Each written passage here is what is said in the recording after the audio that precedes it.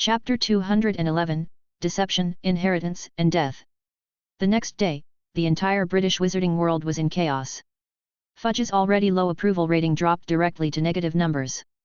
It looks like he has no chance of being re-elected in this election. In addition, Rita Skeeter's exaggerated description dealt a fatal blow to the Ministry of Magic's precarious support rate. Internally, several Ministry of Magic officials were attacked during the event, and it was basically predictable that when the new minister took office, Fudge would be sent to Azkaban. At the same time, the Gemini's victory funds were also obtained. Because of Aiden's help, Ludo Bagman, who was overwhelmed by the 60 galleons, had to pay the twins 360 galleons. The director's thigh must have been about to break with slapping his thigh. There are reports that he has been preparing for the election recently and has started to raise election funds everywhere. Mundungus Fletcher took the opportunity to ask the Ministry of Magic for compensation for the 12 high-end convertibles, but was seen through by Percy. This incident earned him the admiration of Barty Crouch, and Percy began to show off at home day and night. "And, I suggest that we buy Percy a property outside." Aiden narrowed his eyes. "Why? Isn't he living well with us now?" Molly was puzzled. "Look, he's working now and will be in love soon. We can't let Percy bring his girlfriend to the Burrow every day." Aiden looked like he was thinking about him. "I'll think about it." Mrs. Molly left thoughtfully. On September 1st, the first day of school, Arthur received a message from Mad Eye Moody, saying that he was attacked by a trash can, thus alarming the Muggles. In order to rush to help Moody deal with subsequent events, Arthur had to work overtime again and left the task of sending the children to school to magic. Unfortunately, Molly doesn't know how to drive Arthur's beloved car, so the group can only take a taxi to King's Cross Station. This year's train is not as dangerous as last year's, if you can ignore Malfoy's boasting in the carriage that his father originally wanted to send him to Durmstrang. "Aiden." Edmund went into the compartment. "It seems your brother is fighting with Malfoy and the others. Don't you want to go and take a look?" Ethan also followed in. "It's okay. Boys' emotions are developed through fighting and playing." Aiden began to read the random replies. "I heard that this year's Quidditch competition was attacked by Death Eaters." Ethan gossiped. "By the way, why didn't I see you at the venue?" Aiden asked Edmund puzzledly. "Because we didn't participate at all. My father and I went to France. It was said that an esteemed old man left us a legacy, but I didn't know who it was in the end." Edmund spread his hands. When he heard France, Aiden seemed to know who it was. He took off his hat and observed a moment of silence for the departure of a comet.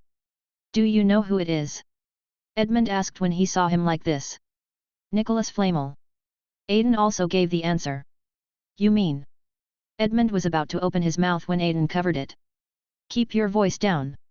Think about who he is and what the consequences will be if you take his inheritance and publicize it."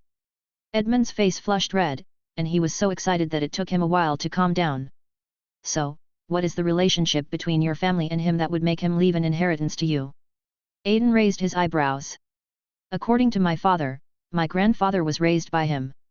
I was originally curious about how my grandfather's foster parent is still alive. Now combined with your information, I roughly know why, but doesn't he have that?" Edmund raised his eyebrows. Ignoring Ethan, who was confused by what he was hearing, Aiden filled in the missing information for Edmund. "You mean the Philosopher's Stone? The energy in that thing should have been exhausted."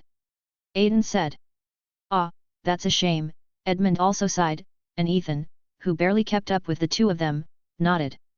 "But Edmund, is there a method to refine the Philosopher's Stone in the inheritance you received?" Ethan asked in a low voice. "It's just a copy of the Jade Record, nothing else." Edmund spread his hands. "Then it seems that you are his favorite heirs." "According to records, Nick refined the Philosopher's Stone according to the Emerald Record." Aiden said.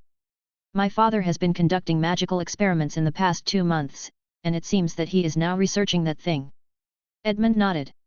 "Let me tell you another speculation of mine." Aiden smiled mysteriously. "What?" "According to my speculation, the Philosopher's Stone is most likely made of human raw materials." Aiden's smile was terrifying. "What?" Nicholas Flamel was active in the 13th to 14th century, which was the time when the Black Death was rampant. It should have been a simple matter for Nicholas Flamel to obtain the raw materials. However, based on what we know about Nicholas Flamel's character in the book, he probably wanted to create a panacea, but accidentally created the Philosopher's Stone. Aidan told the story, and Edmund recalled the few words he had seen in the inheritance and felt that this statement seemed to be supported by some evidence. The train arrived at the station, and the war between the trio and Malfoy and his group ended. Aidan considerately cast a healing spell on his cousin and got off the train.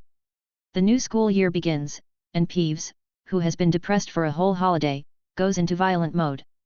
He got some water balls from somewhere and fired them wildly at the little wizards. The stairs in the entire corridor outside the hall were wet. Just then, Professor McGonagall came out to pick up the new little wizard. Then she stepped on the slippery ground and fell forward. Aidan reached out to help, but Professor McGonagall grabbed his hat off. The agile professor immediately reached out his other hand and grabbed the horn on Aidan's head, and finally stood firm. Aidan! Professor McGonagall! Well, your horns are in good shape, Mr. Pruitt. After all, she was still a professor, so Professor McGonagall gently changed the subject. Then, Professor McGonagall, who had recovered from the embarrassment, cursed at Peeves and threatened to call Dumbledore over, and then Peeves left in anger. After a while, Hagrid led a group of little wizards into the castle, and his moleskin coat was draped over one of the little wizards.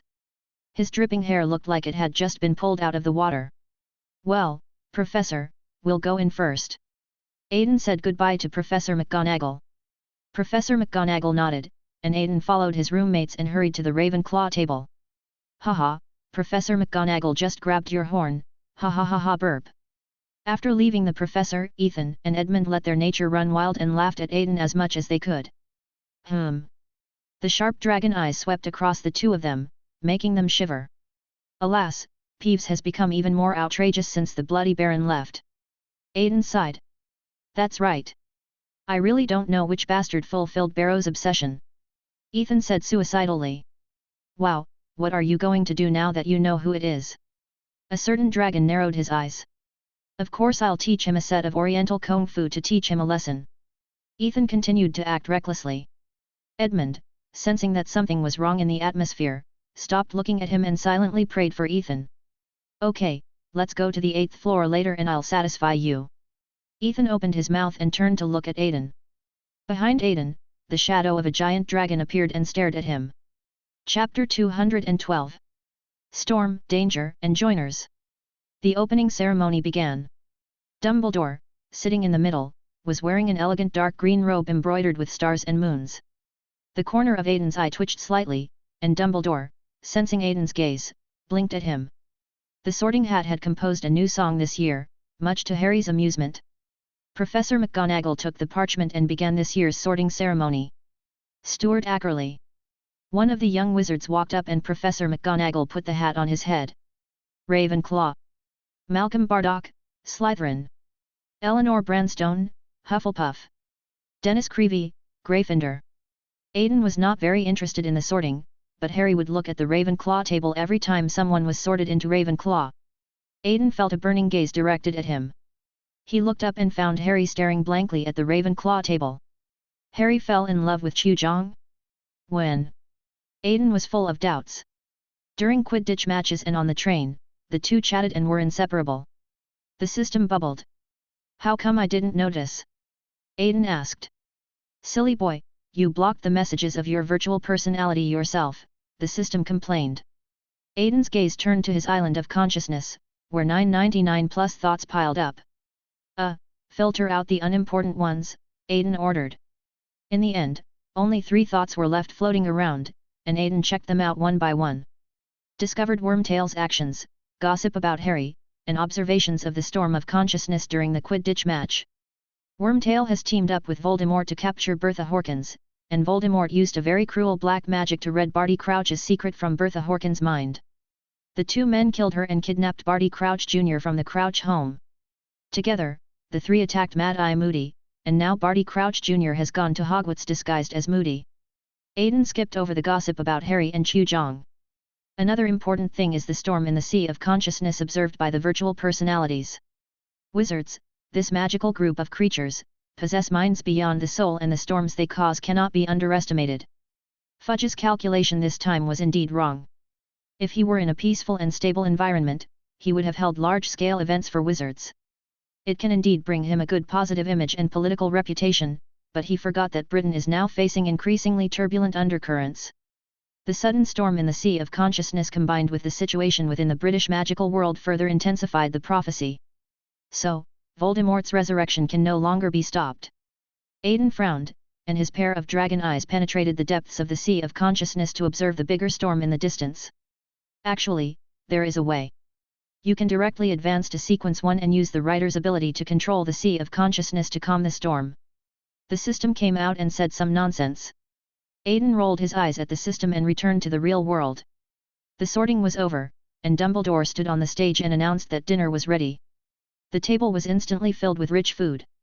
At dinner, Aidan had little interest in the food because of the storm in the sea of consciousness. "Oh my god, Aidan, are you okay? This is the first time I see you eat so little." Edmund was a little worried. "No, you don't understand. When you reach my age. No, even if you know, you probably won't be able to eat well." Aidan shook his head. "Broken heart." Ethan raised an eyebrow. "With your title as the Ravenclaw Rose, you can definitely bring a new female companion every day. You don't have to give up the entire forest for a tree. Maybe you can try the sea water. Get lost." Aidan gave him the middle finger. At the Gryffindor table, Nick was moving among the little wizards as usual. The Hogwarts long table can always produce food. "Is this some kind of magic?" Hermione asked Ron curiously. "Well, I don't know. Mom cooks all the meals in our house. Sometimes Aidan cooks too. Mom has praised Aidan several times." Ron grabbed the chicken leg indifferently. "Oh, let me answer your question, Hermione." Nick heard Hermione's question floating over. "Nick, do you know this spell that makes food appear?" Hermione asked expectantly. "No, the food was made by the house elves and simply transferred to your table using magic," Nick explained. "Oh, I know, just like Dobby." Harry nodded. "House elves are the best assistants for wizards. They don't need wages and don't need rest. Generally, powerful wizards have house elves serving them at home." Nick said. "What? How can wizards do this? Isn't this exploitation?" Hermione put down her plate angrily. "Why do you say that? Isn't it an attempt to have house elves serve wizards?" Ron didn't know why Hermione was angry. Angry Hermione did not answer Ron, but secretly decided to refuse the food made by the house elf. Seeing that everyone had almost finished eating, Dumbledore stood up and gave his final speech. "Ladies and gentlemen, are you full?" Hermione secretly spat at Dumbledore in the audience. "Now that we're done eating, let's introduce this semester's new professor." Dumbledore raised his hand and pointed to a small door next to him. At the same time, thunder sounded from the starry ceiling of Hogwarts. The sudden thunder scared many young wizards. The castle was furious. Someone entered Hogwarts with pure malice. In the sea of consciousness, a broad castle rises from the ocean, bringing the consciousness islands of many little wizards under its protection. The castle unconsciously emitted special fluctuations, urging the people who had communicated with it last time to eliminate the danger in the castle as soon as possible. "No, you want me to grind him to dust right now?" Aidan rolled his eyes and looked at the person who was about to push the door open. An old man with grey hair, a face full of scars and a piece of flesh cut off from his nose walked in. He limped, his prosthetic limb carved from wood ending in a claw. He walked to the middle of the auditorium and took out his wine flask to take a sip. Moody raised his wand and cast a spell into the sky, using a powerful confounding spell to dispel the clouds covering the castle's ceiling. Others in the classroom had heard of him. Alastor Dumbledore extended his hand to his old friend. "Albus, this is a broken ceiling," Moody complained. "Dear students, I have good news to announce. Alastor Moody will be your new defense against the dark arts professor." Everyone was shocked by Dumbledore's decision, and only Dumbledore and Hagrid applauded Moody. As for Aidan, he was still considering whether to take action. Chapter 213. New School Year, 4 Agreements. Hermione's hunger strike only lasted one night. The next day, she decided that she had to eat a full meal so that she would have the strength to fight for the house elves. On the first day of the new school year, Ravenclaw's first lesson was Transfiguration. Likewise, Professor McGonagall, who met again, asked the students to turn their knitted blankets into hedgehogs. But as expected, even the top students in Ravenclaw saw a decline in Transfiguration after a summer of indulgence. This left Professor McGonagall with countless homework for everyone after class. Similarly, as the penultimate school year approaching the ordinary wizarding level exam, the schoolwork of the young wizards has become noticeably heavier. Here is a moment of silence for those little wizards who have chosen all the courses. Of course, the corresponding knowledge will be taught in grades 1 to 3 at Hogwarts, grades 4 and 5 will be responsible for review, and those who want to continue their studies will take classes in grades 6 and 7. After the runes class was over, Aiden walked towards the Ravenclaw Tower and met 3 people who had returned from the Care of Magical Creatures class. Hermione tirelessly encouraged her 2 older sons to give up divination and take arithmancy classes with her, but was unfortunately rejected. "Oh, hi, Aiden." Ron saw his younger brother as if he had met a savior. "Aiden, good afternoon. Come and help me persuade them that the divination class is really not worth taking. Let's join the big family of arithmetic divination together," Hermione advised. "And as a dragon who also chose the divination class. Well, you should know that Professor Trelawney is the great-great-granddaughter of a great fortune teller. Although her teaching is not very good, she is someone who can really make predictions." Aiden avoided the question. "So?" Harry looked at Aiden and waited for the next answer. "So, if we can get a real prophecy from her carving, wouldn't it be a win? And hasn't Harry experienced this before?" Aiden raised his eyebrows. "When have you experienced her prophecy?" Hermione looked at one of the eldest children in disbelief. "Well, last year, when Peter Pettigrew escaped," Harry recalled in the tower. "So, you see, this course is still very valuable," Aiden said, then ran away. Hermione was left wondering if she should rejoin divination class as well. In the afternoon, Ravenclaw experienced a triple attack of potions, herbs, and theory. These 3 major classes almost drained the students of Ravenclaw. Edmund said weakly, "We'll go back first, don't worry about us for dinner." +1 Ethan repeated. "Can you guys do this, please?" Aiden laughed. "Well, you can do it, we'll go first." The 2 drained guys supported each other and returned to Ravenclaw. Seeing the 2 leave, Aiden immediately set off for the room of requirement. After walking back and forth 3 times in front of the troll tapestry, a laboratory appeared in front of us. "What new magic are you going to research?" The portrait on the wall suddenly spoke. Aiden turned back in confusion. "Ms. Rowena. Why? Is it worthy of admiration that I'm here? Besides, the laboratory you desire is not a simple one. Originally, my portrait was placed here to prevent little wizards from going astray." Ms. Rowena explained. "So am I a little wizard who has gone astray?" Aiden joked. "Ah, with your personality, are you really a Ravenclaw?" The founder personally certified it, and the Academy's spy lowered his head in embarrassment. "Okay, no more jokes. Tell me what you want to study. Go to the room and classify the desires in your heart as dangerous, otherwise you won't encounter my portrait." Ms. Rowena asked. "I have learned most of the other magics. Now I want to touch the black magic," Aiden said solemnly. "Alas, what a ridiculous name you descendants have been given. You have turned the good soul learning into black magic." The portrait sighed and continued.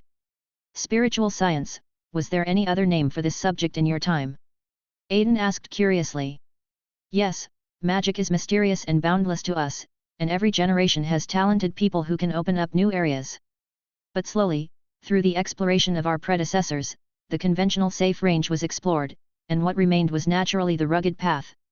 And it was at this time that the study of souls was discovered. Wizards deconstructed the soul and touched the mind, which indirectly led to the emergence of the garbage below." The portrait passed on its knowledge to the little wizard in front of it without reservation. "Is the way of the heart also part of spiritual studies?" Aiden discovered a blind spot. "Of course, or it can be said that it is a relatively safe spiritual science, while what you classify as black magic is a more dangerous spiritual science. This is also the reason why I did not stop you from starting, exploring the dark arts, because you have already accumulated a deep foundation in the spiritual path, and if you want to take a step forward, you will inevitably come into contact with these." Listening to the teachings of the senior, Aiden played his duty as a student, took out paper and pen and began to take notes. "After studying to this point, you should have known that the mind of us wizards takes precedence over the soul. Emotions, the product of the power of the mind, will affect our souls when combined with magic power. The traditional spiritual path is to combine positive emotions with magic, such as love, hope, courage, protection. The essence of black magic is to combine negative emotions with magic, such as hatred, despair, fear, murderous intent. Ms. Rowena, what about the King of the Deep? Aiden descended the Church of Bones and covered the entire room of requirement. In fact, there were 14 slates of silence when they were created. Ms. Rowena in the portrait narrowed her eyes and began to tell the secret. When wizards explored the mind, they used religion and other means to develop 14 protocols within the human race. Agreement. Aiden raised his head and stopped recording. The 14 agreements are also 14 consensuses. The wizards held a huge ceremony to bury the agreements deep into the sea of collective subconsciousness. And then an accident happened, right? Wizards are very good at committing suicide. Aiden shook his head. Is it possible that we wizards are also human beings, but we have different divisions of labor from muggles? Ms. Rowena blurted out an advanced line and continued without paying attention to Aiden's reaction. Because the research went too deep, the sea of collective subconsciousness became turbulent. 6 of the 14 agreements sank into the depths of the sea of collective subconsciousness, condensing the corresponding emotions of all living things and becoming the king of the deep world. The wizards took out the silence tablets that were in conflict with them and stored them in different parts of the world, but in the end 2 of them were lost. This is really... Aiden wanted to sigh, but didn't know what to say. Then the room fell into silence. Chapter 214. New topic, those who have gone away. So ma'am, do you have any suggestions, like which emotion I should start with? Aiden said, breaking the silence. Well, let me think about it. My suggestion is be sad. Rowena in the portrait thought for a while and gave advice. You have to know that other emotions of black magic are relatively difficult to resolve, but a little sadness can be self-dispelled and forgotten, and it won't have a big impact on you. Okay, I've got that in mind. Thank you for your help. Aiden nodded. Next, he went to the center of the laboratory and began his first attempt. Are you going to create your own dark magic? The system bubbled. No, what I need is to practice some known dark arts. Aiden replied. Aiden stretched out his hand, and several dummies appeared in the laboratory. Corrosion. Aiden cast a spell at the dummy, and a small area of the dummy that was hit by the spell was corroded by acid. Not enough emotion. No, it's just that it's too difficult for me to mobilize the huge amount of emotional energy, and the combination of ordinary emotions and magic power is meaningless to me.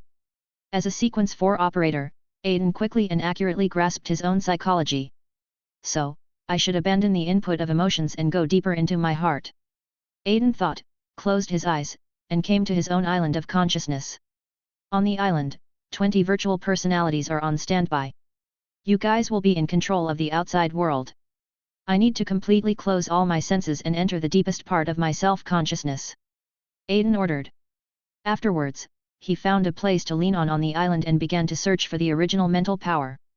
Slowly, he let go of his emotions, likes and dislikes, and forgot all perceptions. In the endless darkness, Aiden heard the sound of the surging tide. Slowly opening his eyes, Aiden found himself on a beach.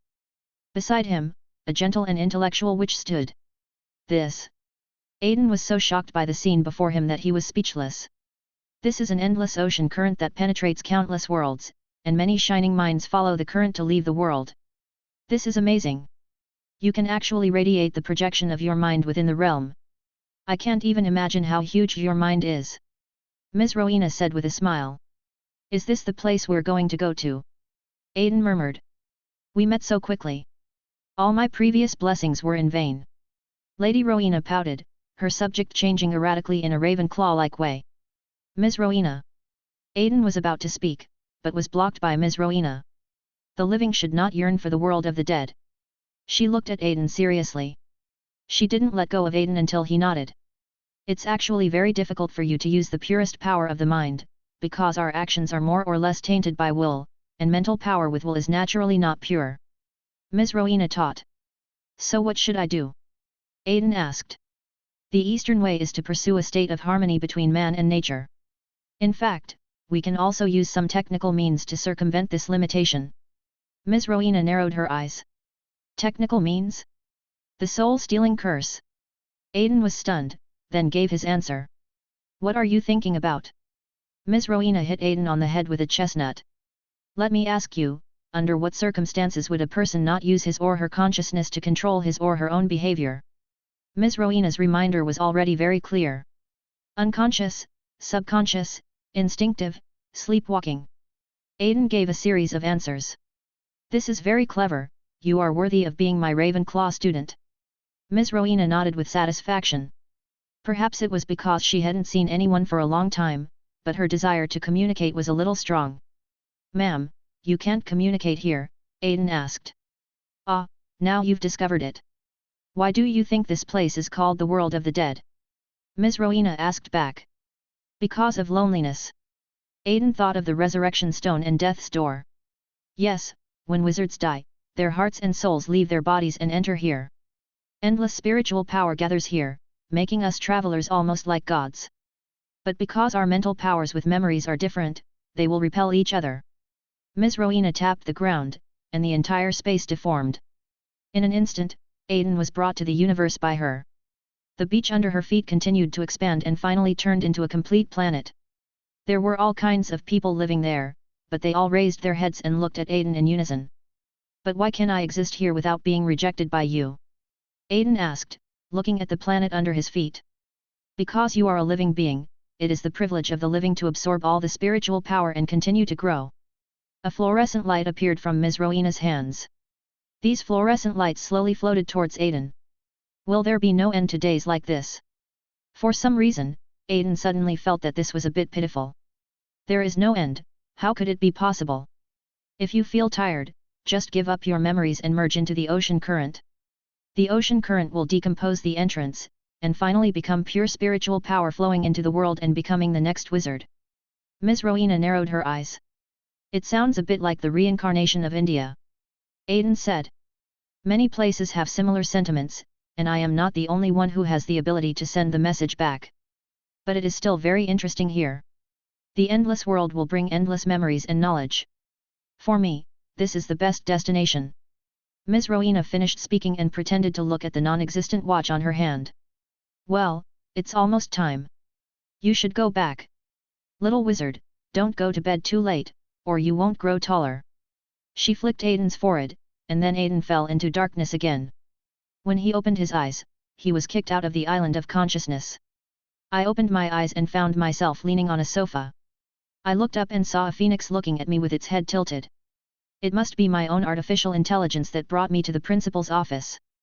Aiden, you're awake. I didn't expect you to sleepwalk. Dumbledore put down the newspaper and teased. This is not sleepwalking. I went to some extraordinary place. Aiden explained, holding his forehead. Would you like to tell the old man about your fantastic experiences? Dumbledore asked.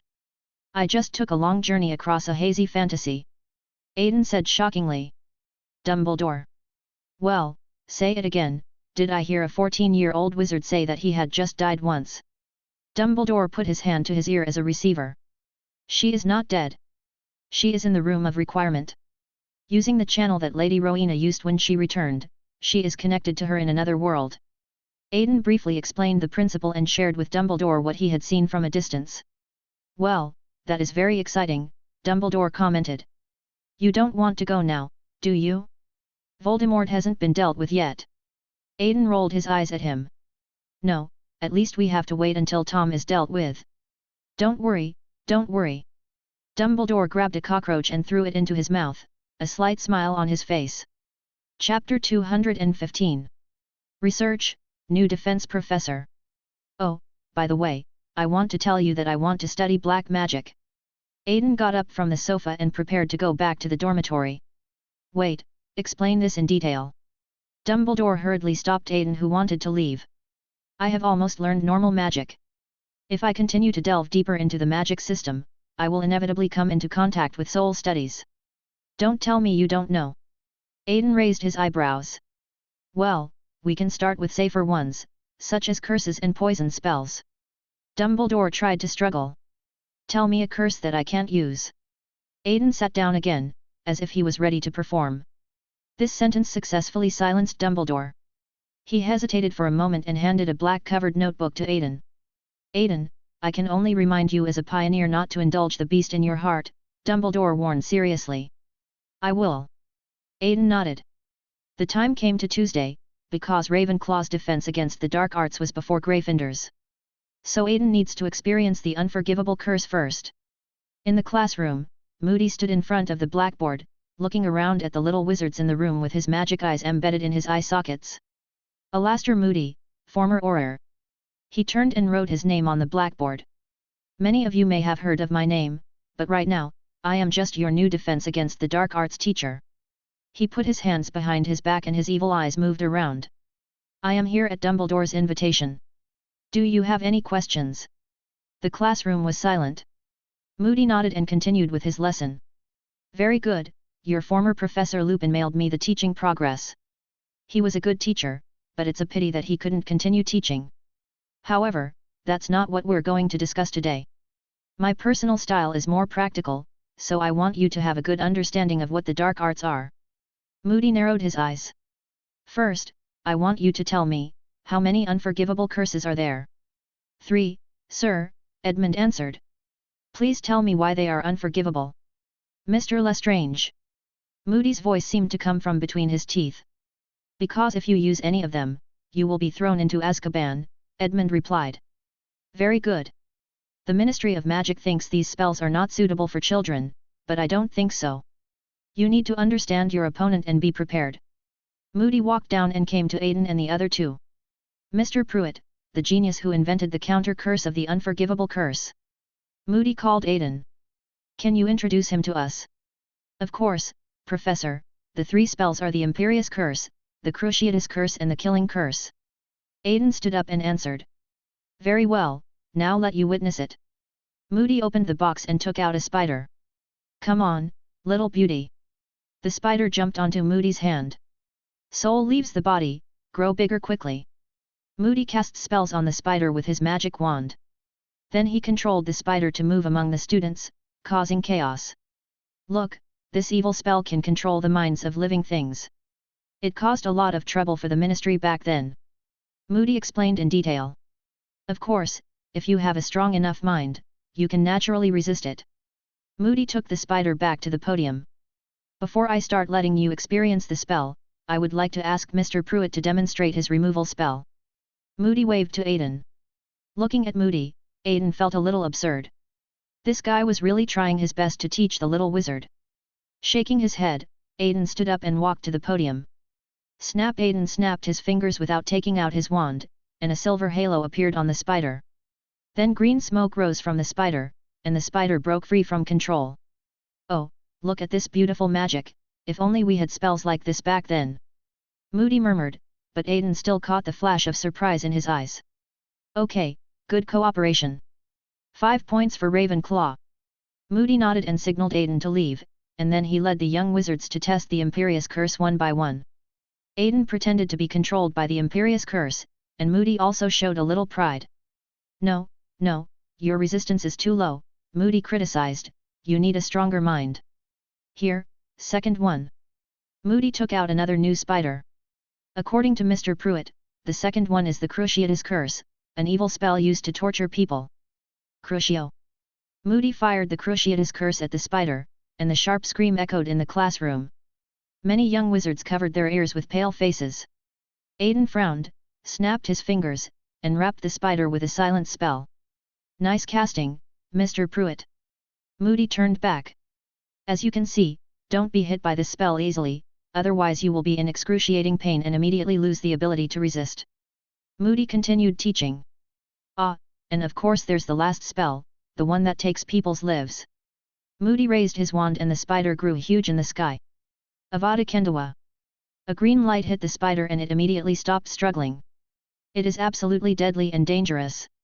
I require you to flee as soon as you see this green beam of light. If you cannot escape, you must try to find cover. You must not be hit by it. Moody supported the podium with both hands and looked seriously at the pale-faced little wizards below the stage. However, this spell requires powerful magic to drive it. I suspect that using this spell on me will only make me bleed from the nose. Moody crossed his arms. Well, it's almost time, so that's all for today's class. No one is going to hand in a 2-foot-long paper on the unforgivable curses after class. After assigning the homework, Moody limped out of the classroom, taking out a sip from his wine flask on the way. What do you think is in his pot? Edmund asked with interest. Polyjuice potion. Aiden rolled his eyes. Ha, I'm making a bet with you. If I lose, I'll eat this book. Ethan came up and teased. Then you'll have to wait and see. Aiden narrowed his eyes and answered meaningfully. At dinner, Gryffindor and Slytherin walked into the hall covered in dust. What happened to you guys? Aiden asked in confusion when he met the trio at the door. Hagrid, he actually used 50 fire crabs and a manticore to crossbreed a new species of magical creature. Ron grabbed his brother and complained. It's a creature that looks like a shelled lobster.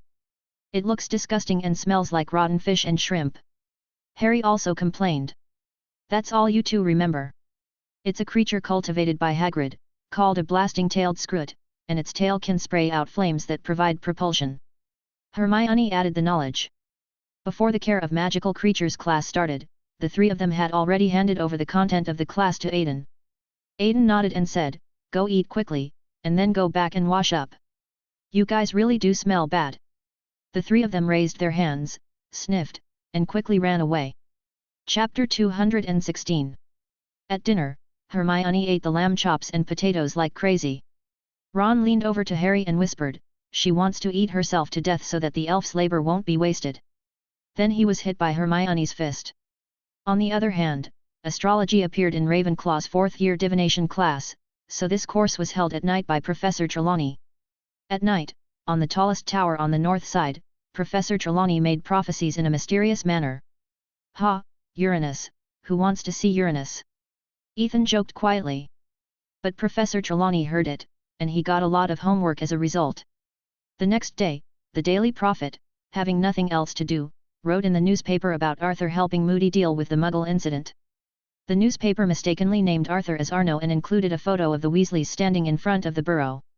Well, come and have a look, everyone, the Wispies are in the newspaper. Malfoy mocked Ron loudly while holding the newspaper. So what, Malfoy, at least they're better than your Death Eater parents. Harry protected Ron and cursed back for him. You, a guy whose parents are both dead, how dare you? The muscles on Malfoy's face were trembling. Malfoy drew his wand, and Crabbe and Goyle raised their wands as well. Ron and Harry also raised their wands and they confronted each other. Stop it, Ron, Harry, do you want to be expelled? Hermione came up to stop them. Stick in the teeth. Malfoy cast a spell to attack Ron. But an accident happened. Because of the poor aim of the draggy guy, he hit Hermione who came over to stop the fight. This caused Hermione's front teeth to swell up and drag on the ground. You dirty and filthy guy, actually sneak attacked girls. Ron and Harry couldn't stand it anymore. Expelliarmus. Harry knocked Goyle's weapon away, Ron knocked Crabbe's weapon away, and the two men approached Draco with their wands raised. Malfoy raised his wand at the two men, ready to cast a spell, but Moody intervened. Stop, this won't work, kid. A white light flashed across the tip of Moody's staff. Malfoy spun around and turned into a ferret. I can't stand bullying of girls. Moody walked over with a cane. You dirty, vile, coward. Moody held up the ferret Malfoy had transformed into with his wand and made it float up and down. Then he stuffed the ferret Malfoy had transformed into Crabbe's trousers. At this time, Professor McGonagall also rushed over. Professor Moody, what are you doing? Teach him a lesson. Moody looked intently at Crabbe, who was gesticulating with joy. Was that a student just now? Professor McGonagall cast a spell and Crabbe's pants blew into pieces. The ferret fell to the ground and was restored to human form by Professor McGonagall. Listen, Professor Moody, we are not allowed to use transfiguration to punish students. I will tell Dumbledore about this. Professor McGonagall looked at Moody seriously, then turned around and drove away the students who were watching the fun. Go back. Aiden in the crowd was too short and Professor McGonagall held his head down and forced him to retreat. Oh, Mr. Pruitt, I'm so sorry, Professor McGonagall apologized. When Malfoy was caught by Moody and taken to find Snape, it was the first time that Harry and Ron saw tears of humiliation and pain in his eyes. It happened that Dumbledore was looking for Aiden for something, so Professor McGonagall took him to the headmaster's office. Okay, Mr. Pruitt, you go up by yourself. By the way, I have finished reading your previous paper and have written the comments for you. Please come to my office later to pick it up, Professor McGonagall said. Then she turned and left, and Aiden walked down the spiral staircase to the principal's office. What are you doing? Can't you just say it directly if you have something to say? Aiden walked in and sat on the sofa. Aiden, I have something I want to discuss with you. Dumbledore took off his glasses. Go ahead. Aiden pretended to listen attentively. I would like to ask you to try to treat Longbottom's parents. A trace of pain flashed in Dumbledore's eyes. The Auror couple who were tortured and driven crazy by Bellatrix Lestrange. Aiden frowned. How can you be sure that I? Aiden suddenly remembered that he once demonstrated the ability to sneak into dreams in front of Dumbledore. The mind of a madman is absurd and strange. I don't know if you are right to ask me this. Painful thoughts are as changeable as the ocean, sometimes turbulent, sometimes calm. Even Aiden, who was standing by, could see his inner struggle. After all, this responsibility did not belong to Aiden. I'll go take a look. I can't guarantee that it can be cured, but at least the situation won't get worse now, right? Aiden nodded. Okay, thank you, kid, Dumbledore was interrupted by Aiden just as he was about to speak. Professor, let me repeat to you what I once said to my roommate. Don't try to bear everything. The path of the Savior is beyond human reach. For you, for myself, and for Harry Potter. Aiden lowered his eyebrows. After saying that, Aiden stood up and turned into a butterfly and disappeared in the office. The butterflies gathered in Professor McGonagall's office, and Aiden walked out from the center. I'm sorry, Professor. In order to make it easier to travel, I couldn't take the front road. Aiden showed off his skills. So this is what you want to show me. Professor McGonagall placed the paper on the table. Professor, more than a year ago, I went to Egypt. Their wizards used a special kind of transfiguration to change the nature of the ship without changing its appearance. Professor McGonagall brought Aiden a cup of black tea and motioned for him to sit down. At first, I asked them about their methods, and they told me that it was all thanks to the wizard sacrificing his soul and body to the ship to achieve this result. So I took advantage of their inattention and secretly copied the alchemical matrix and sacrificial matrix on the ship. Aiden drank some tea to moisten his throat and continued. So, in my subsequent research, I discovered that this level of magic is too powerful because the objects it targets are too large, and the places it explores are too dangerous. The requirements for both the ship and the consciousness are very strict, but what if we want to use this kind of magic that changes the nature of wizards? Then either you create groundbreaking transfiguration magic, or you will become the new Dark Lord. Professor McGonagall's words were accusatory. No, Professor, free transformation is possible. Isn't my family ability a living example? Aiden opened his hands. The goblins called Pruitt a dragon that could travel through minds, although Aiden was unable to find the answer from the records of his family ancestors. But he found inspiration from his ability as a Sequence 5 Dream Walker, Dream Jump, and also transformed himself into a Dream Elf.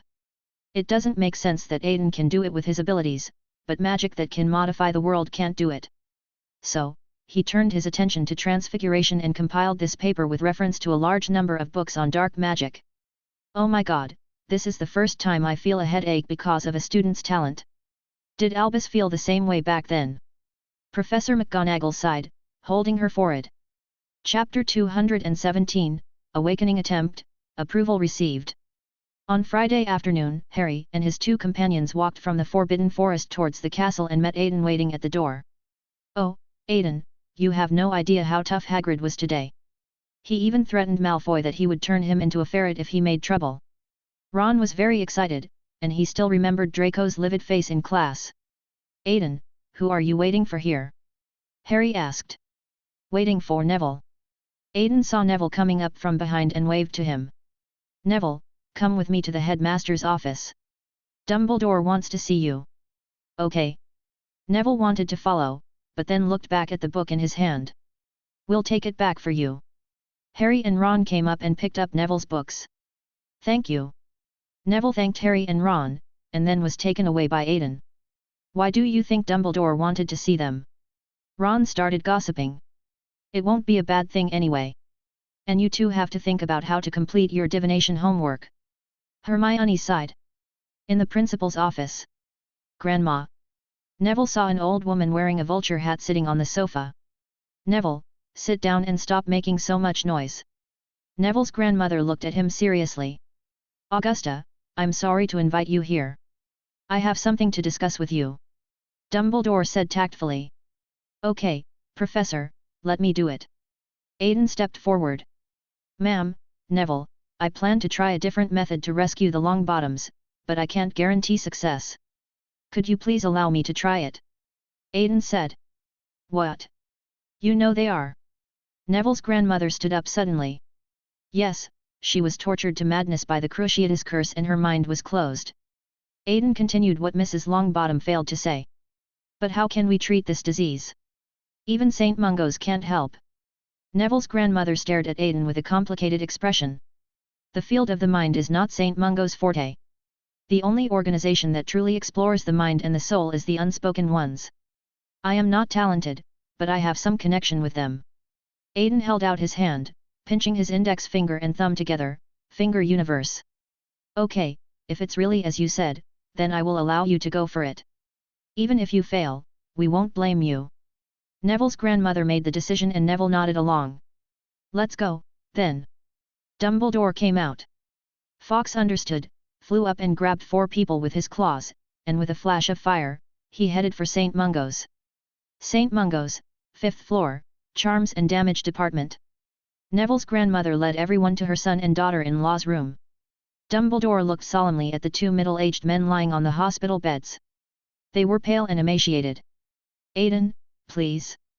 Dumbledore looked at Aiden. Ah. Aiden nodded, started his mind walk, and put his mind-body into Mr. Longbottom's island of consciousness.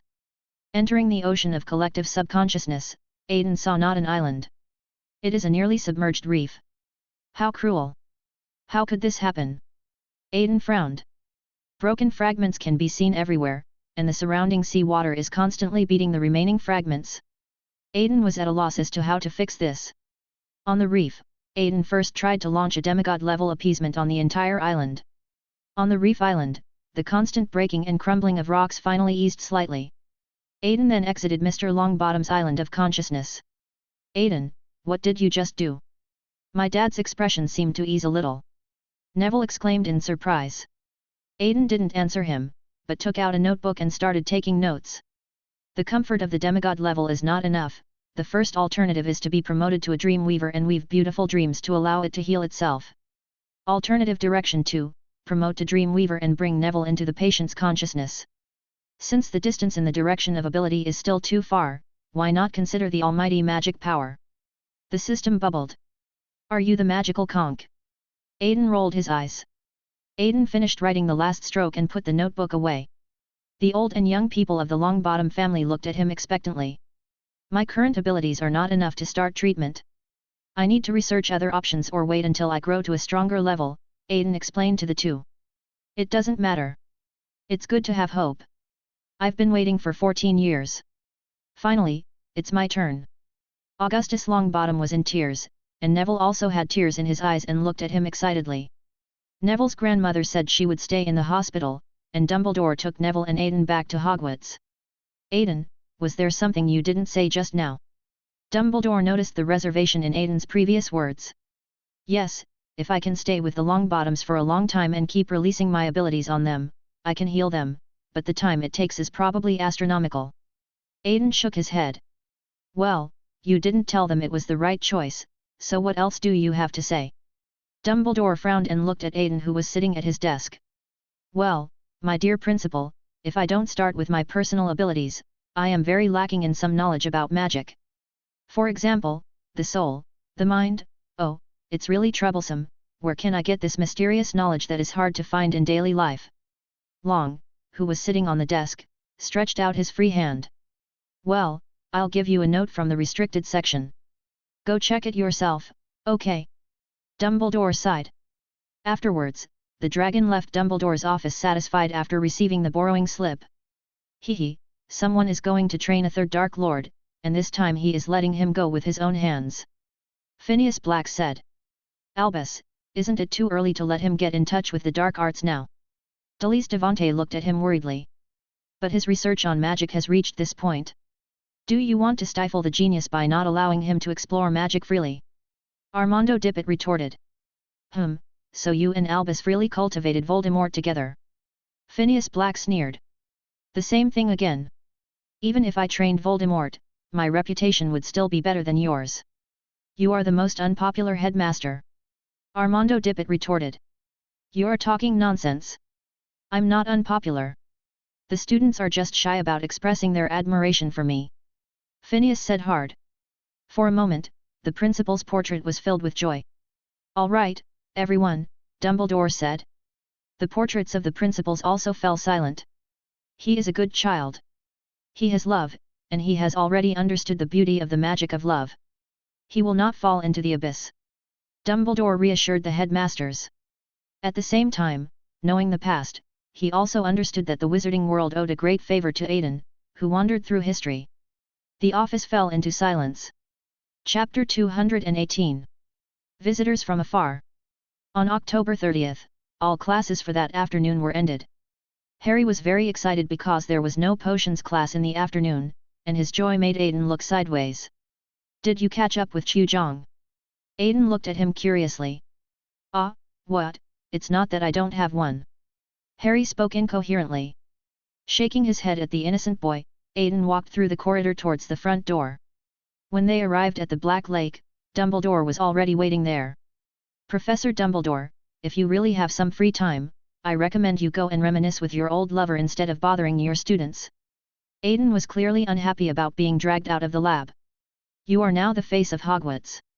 You have to be shown off. You can't stay in the laboratory every day. Dumbledore winked at him. I was puzzled by the old principal's inexplicable desire to win, but since outsiders were approaching, I had to give the principal some face. Quick, they are coming, take off your hats, said Dumbledore. Then Aiden took off his hat, and the wizard with dragon horns by the Black Lake immediately became the focus of everyone's attention. Wow, he has horns, this is the legendary Dragon Man, as expected of the Rose of Ravenclaw. Aiden has no time to pay attention to the crowd of spectators at Hogwarts. 12 divine horses pulled a grey-blue carriage and rushed down from the sky. The divine horses had golden fur, silver mane, and fiery red eyes.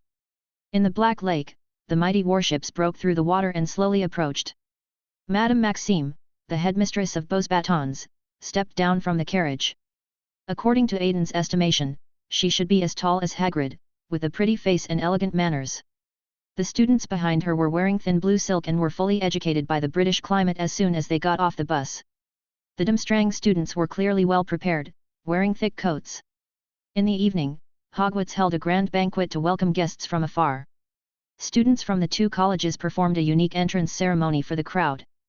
The appearance of Victor Krum made all the young wizards in the hall fall in love with him. After the performance, the Beauxbatons students were placed at the Ravenclaw table, while the Durmstrang students were placed at the Slytherin table. Draco looked at Krum in front of him and fawned over him respectfully, which made Aiden, who was looking around at the students, laugh out loud. Oh, hello, I'm Fleur Delacour, and this is my sister Gabrielle Delacour. Aiden's laughter and dragon horns attracted Fleur. Hello, I'm Aiden Pruitt. Aiden stretched out his hand and shook her hand. You are a dragon man from Pruitt. I heard from my grandmother that you were active throughout Europe 50 years ago. Furong said with a curious look. Just as Aiden was about to speak, Dumbledore above began to speak. Dear students, I am glad that we can gather together to hold the Triwizard Tournament once again. Believe me, this tournament is not for the weak. Through his half-moon eyes, Dumbledore looked at every eager little wizard until he saw a dull, heterochromatic eye. Regarding this competition, I need to introduce. As Dumbledore was speaking, George suddenly stood up and loudly asked him if he was joking. Well, speaking of jokes, I do know a good one where a troll, a hammy, and a leprechaun walk into a bar and ahem. Professor McGonagall interrupted Dumbledore when he was about to finish the joke with great joy. Well, the glory of the Triwizard Tournament will belong to the little wizard who completes 3 tasks, 3 extremely dangerous tasks. For this purpose, the Ministry of Magic will introduce new rules and invite them to come up and explain them. After saying this, Dumbledore moved away from the podium and Barty Crouch walked up. After careful consideration by the Ministry of Magic, we have decided that students under the age of 17 are not allowed to participate in this competition. This decision cannot be changed. As the decision was announced, the students below began to curse. Not fair, rubbish decision, pfft, That's nonsense. Quiet. Seeing that Barty Crouch had been scolded enough, Dumbledore came out to restore order. Dumbledore took out his wand and melted the outer packaging of the Goblet of Fire, and a gorgeously decorated cup appeared before everyone. Aiden felt the powerful force of the contract from above. Is it a replica of the Slate of Silence? Aiden thought, stroking his chin. It seems that everyone is dissatisfied with this rule. I will set an age limit around the Goblet of Fire. Young wizards under the age of 17 who are willing to take the challenge can try. Use all your wisdom and courage to win the qualification to participate in the competition. After saying that, Dumbledore waved his wand and said, "The dinner begins." Food began to appear on the 4 long tables. In order to cater to the guests who came from afar, the house elves even prepared French fish seafood soup and milk jelly. Karkaroff surrounded Krum and asked him about his well-being, and even ordered the house elves to prepare mulled wine. But when he turned around to face the other students, he showed an extremely cold expression. Aiden shrugged and looked away. "Hello, Mr. Pruitt, I have a question to ask you." Gabrielle Delacour came over. "Well, you say." The hungry dragon grabbed the steak and chewed it wildly. "Are you of Vila descent as well?" Gabrielle asked. "How is that possible? Have you ever seen a mixed-race person?" Aiden raised his eyebrows. "Gabrielle, don't be rude to her." "I'm sorry, Mr. Pruitt, she's usually spoiled by us at home." Fleur apologized calmly. "No." Gabrielle went back with the mixed fish and seafood soup. It seemed that she didn't come here to chat. Aiden, whose fish and seafood soup was taken away. As he sat very close to Fleur and Gabrielle, Aiden felt the gazes coming from all directions. All eyes were directed towards Furong, and a few even looked at Aiden. This made the dragon, who was disturbed during his meal, a little unhappy. The shock leaked a little, and the burning gaze he had been looking at here turned into fear. The 3 of them felt a lot quieter. "Mr. Pruitt, what did you just do?" Furong looked at Aiden after noticing something. "Give a warning to those guys who don't know how to restrain themselves. Sometimes being tough can save you a lot of trouble, right, Miss Delacour?" Aiden winked at them. After eating and drinking, Dumbledore stood on the podium again. "I believe everyone has already satisfied their stomachs. At the end of the dinner, I need to introduce you to the members of the jury." Dumbledore stood in the middle and pointed his finger to the sky. The flame in the Goblet of Fire flew into the sky and formed several words. They are Olympe Maxime, the headmaster of Beaux Batons, and Igor Karkaroff, the headmaster of Dumstrang. Ludo Bagman, director of the Department of Magical Sports and Magic, Barty Crouch, director of the Department of International Magical Exchange and Cooperation, and myself. When Dumbledore finished speaking, there was warm applause from the audience. "Okay, the dinner is over." As Dumbledore finished his words, the young wizards began to head to the common room. The students of Beaux Batons and Dumstrang were placed in Ravenclaw and Slytherin respectively, and perhaps for this purpose, they would sit at corresponding tables when they first started eating. Chapter 219. That night, a figure sneaked into the place where the Goblet of Fire was kept. "What do you think he is doing? Is he so unsure that Krum can get a place in the Warriors?" Next to the Goblet of Fire, an old bee rubbed the dragon's invisibility, and the two began to chat. "Karkaroff, my old friend, people like them like to indulge in glory, which leads to what happened later." Dumbledore sighed. "So what now, just watch that guy cast the confounding charm on the Goblet of Fire." Aiden said. "Forget it, since it's their own decision, let Krum go." Dumbledore narrowed his eyes. Aiden said nothing, and the 2 spectators watched as Karkaroff threw the parchment with Krum's name on it and cast a powerful confusion charm on it. "Well, it's getting late. The little wizard should go to bed." Dumbledore turned around. "I'm 14. Aiden put his hands on his hips. "No, I misled you. You have more than one old friend tonight." Aiden conjured up 2 chairs and motioned for Dumbledore to sit down and wait. Karkaroff made some adjustments and left the storage room of the Goblet of Fire. After a while, the door of the storage room was opened again. A figure with a cane limped in. "Alastair, how is it possible?" Dumbledore's tone was empty. Dumbledore slumped in his chair and watched as Moody walked over to the Goblet of Fire, threw Harry's name in, and cast the confounding charm. However, due to Karkaroff's previous confusion charm, the two's magics clashed, and the flame in the cup became enraged and scattered everywhere.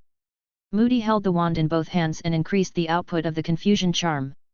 At the same time, he chanted a spell and tried to suppress the flames. He's not Moody, maybe we should call him Barty Crouch Jr. Aiden explained. What? Dumbledore asked in surprise. It's complicated. I have lived in the Weasley family for 13 years, and Peter Pettigrew has also been with me for 13 years. Strictly speaking, I can now directly control him. Aiden slowly told Dumbledore about Peter's actions after his escape and how Barty Crouch Jr. escaped the death penalty. Well, this is very complicated.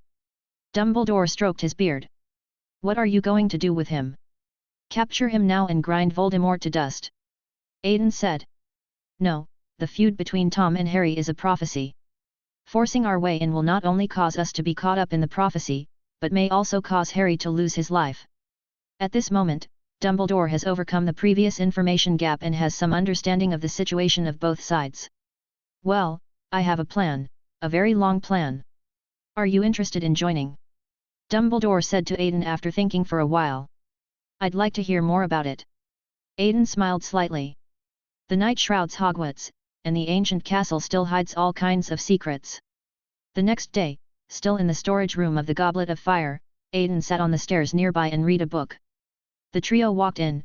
Hermione sat next to Aiden with her book, while Harry and Ron circled the Goblet of Fire.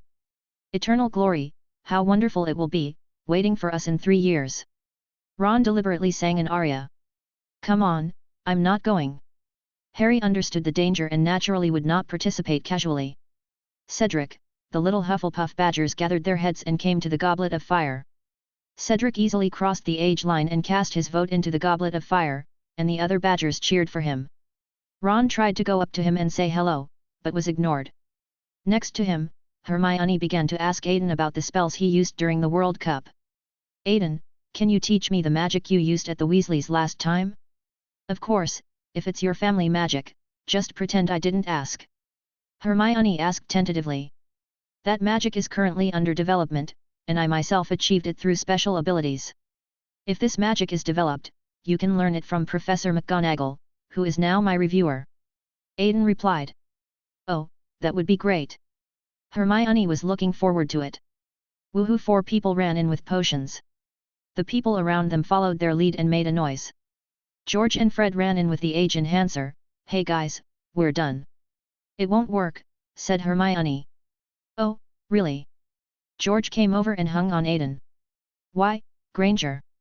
Fred came to Hermione's left. How could a genius like Dumbledore be fooled by something as crap as an aging potion? Hermione said, pointing at the age line. The broken thing is brilliant, maybe because it's broken he didn't think of it. Aiden leaned back straight away, with George using him as a meat cushion to lie him on the steps. My dear brothers, I have to remind you that even if you deceive the age limit, the Goblet of Fire, as a carrier of powerful contract magic, also has basic recognition functions. Aiden said to George behind him. We've made up our minds. George stood up and raised an eyebrow at Fred. Cheers. Fred raised the test bottle. Cheers, George did the same. A Ravenclaw witch and a Hufflepuff wizard drank the potion with them. After drinking the aging potion, the 4 people came to the outside of the light circle and stepped in. Haha.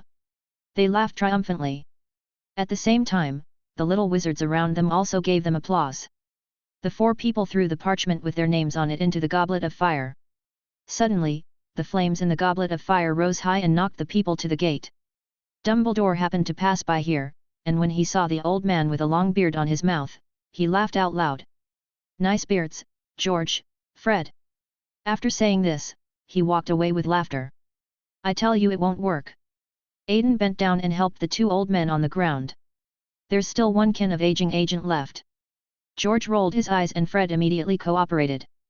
So our beautiful little brother, do you want to give it a try? Okay, let's show you 2. Aiden walked towards the age line. The young wizards around looked at him curiously, wanting to see how this Ravenclaw genius would solve Dumbledore's problem. Aiden took out his wand. As it was a magic set up by Dumbledore and blessed by the Elder Wand, he had to use his wand to fight against it. Aiden's eyes focused on the magic and saw the Algiz rune that Dumbledore had carved on the spell. Protection. Aiden murmured. Aiden placed his wand on the age line, feeling the frequency of Dumbledore's magic. Is this magic love? Aiden felt a familiar breath from Dumbledore's magic. Knowing the composition of Dumbledore's magic, Aiden began to analyze the ratio of emotion and magic. Finally, when everything was ready, Aiden also carved the next Algi's rune in the air. The same smoky magic enveloped Aiden, and he took a step towards the age line and walked straight in. No way! George and Fred widened their eyes. Then Aiden stepped forward gently, cast a simple cloaking spell on his parchment, and threw it in. The flames in the goblet of fire subsided, acknowledging Aiden's eligibility to vote. How did you do that? George and Fred were shocked, and the little wizards around them also pricked up their ears. Secret. Aiden winked at them with his left eye and turned away. Chapter 220. Due to the tragic experience of the elves, Hermione wanted to improve their current situation. On Friday, she founded the House Elf Rights Promotion Association in Gryffindor, with Harry as Secretary General and Ron as Financial Director. Hermione then made 50 badges to sell to raise funds. Unfortunately, the sales were not very successful, so Hermione took her 2 older sons to Ravenclaw to look for the only financial sponsor she could find. So, what social rights protection organization do you want me to invest in? Outside the corridor of Ravenclaw, Aiden looked at the few people in surprise while holding a book. Hermione, did you know that I have a house elf at home? This will cause losses to us wizards. Aiden was rarely serious. Of course, but such exploitation is wrong. You should know that they... Hermione wanted to say something, but was interrupted by Aiden. You have to know that you are helping foreign races to fight for their rights. Since it involves investment, you have to show me the return, Miss Granger. Aiden called her by her real name to distinguish between public and private. Okay, Mr. Pruitt, we can use the slogan or achievement of protecting elves as our achievement and use it as our resume when we step into the Ministry of Magic in the future. Hermione looked at Aiden seriously. Yes, that's right. A qualified politician can hold justice, but must learn the game of interests. Aiden used a levitation spell to make the book float, freeing his hands to applaud Hermione. Then my investment is not to fund dangerous factors, but to support 3 young wizards with potential to embark on their political careers. Is that okay? As Aiden finished his words, a red light of the contract flashed across his body, and it was obvious that his words were recognized. What is that?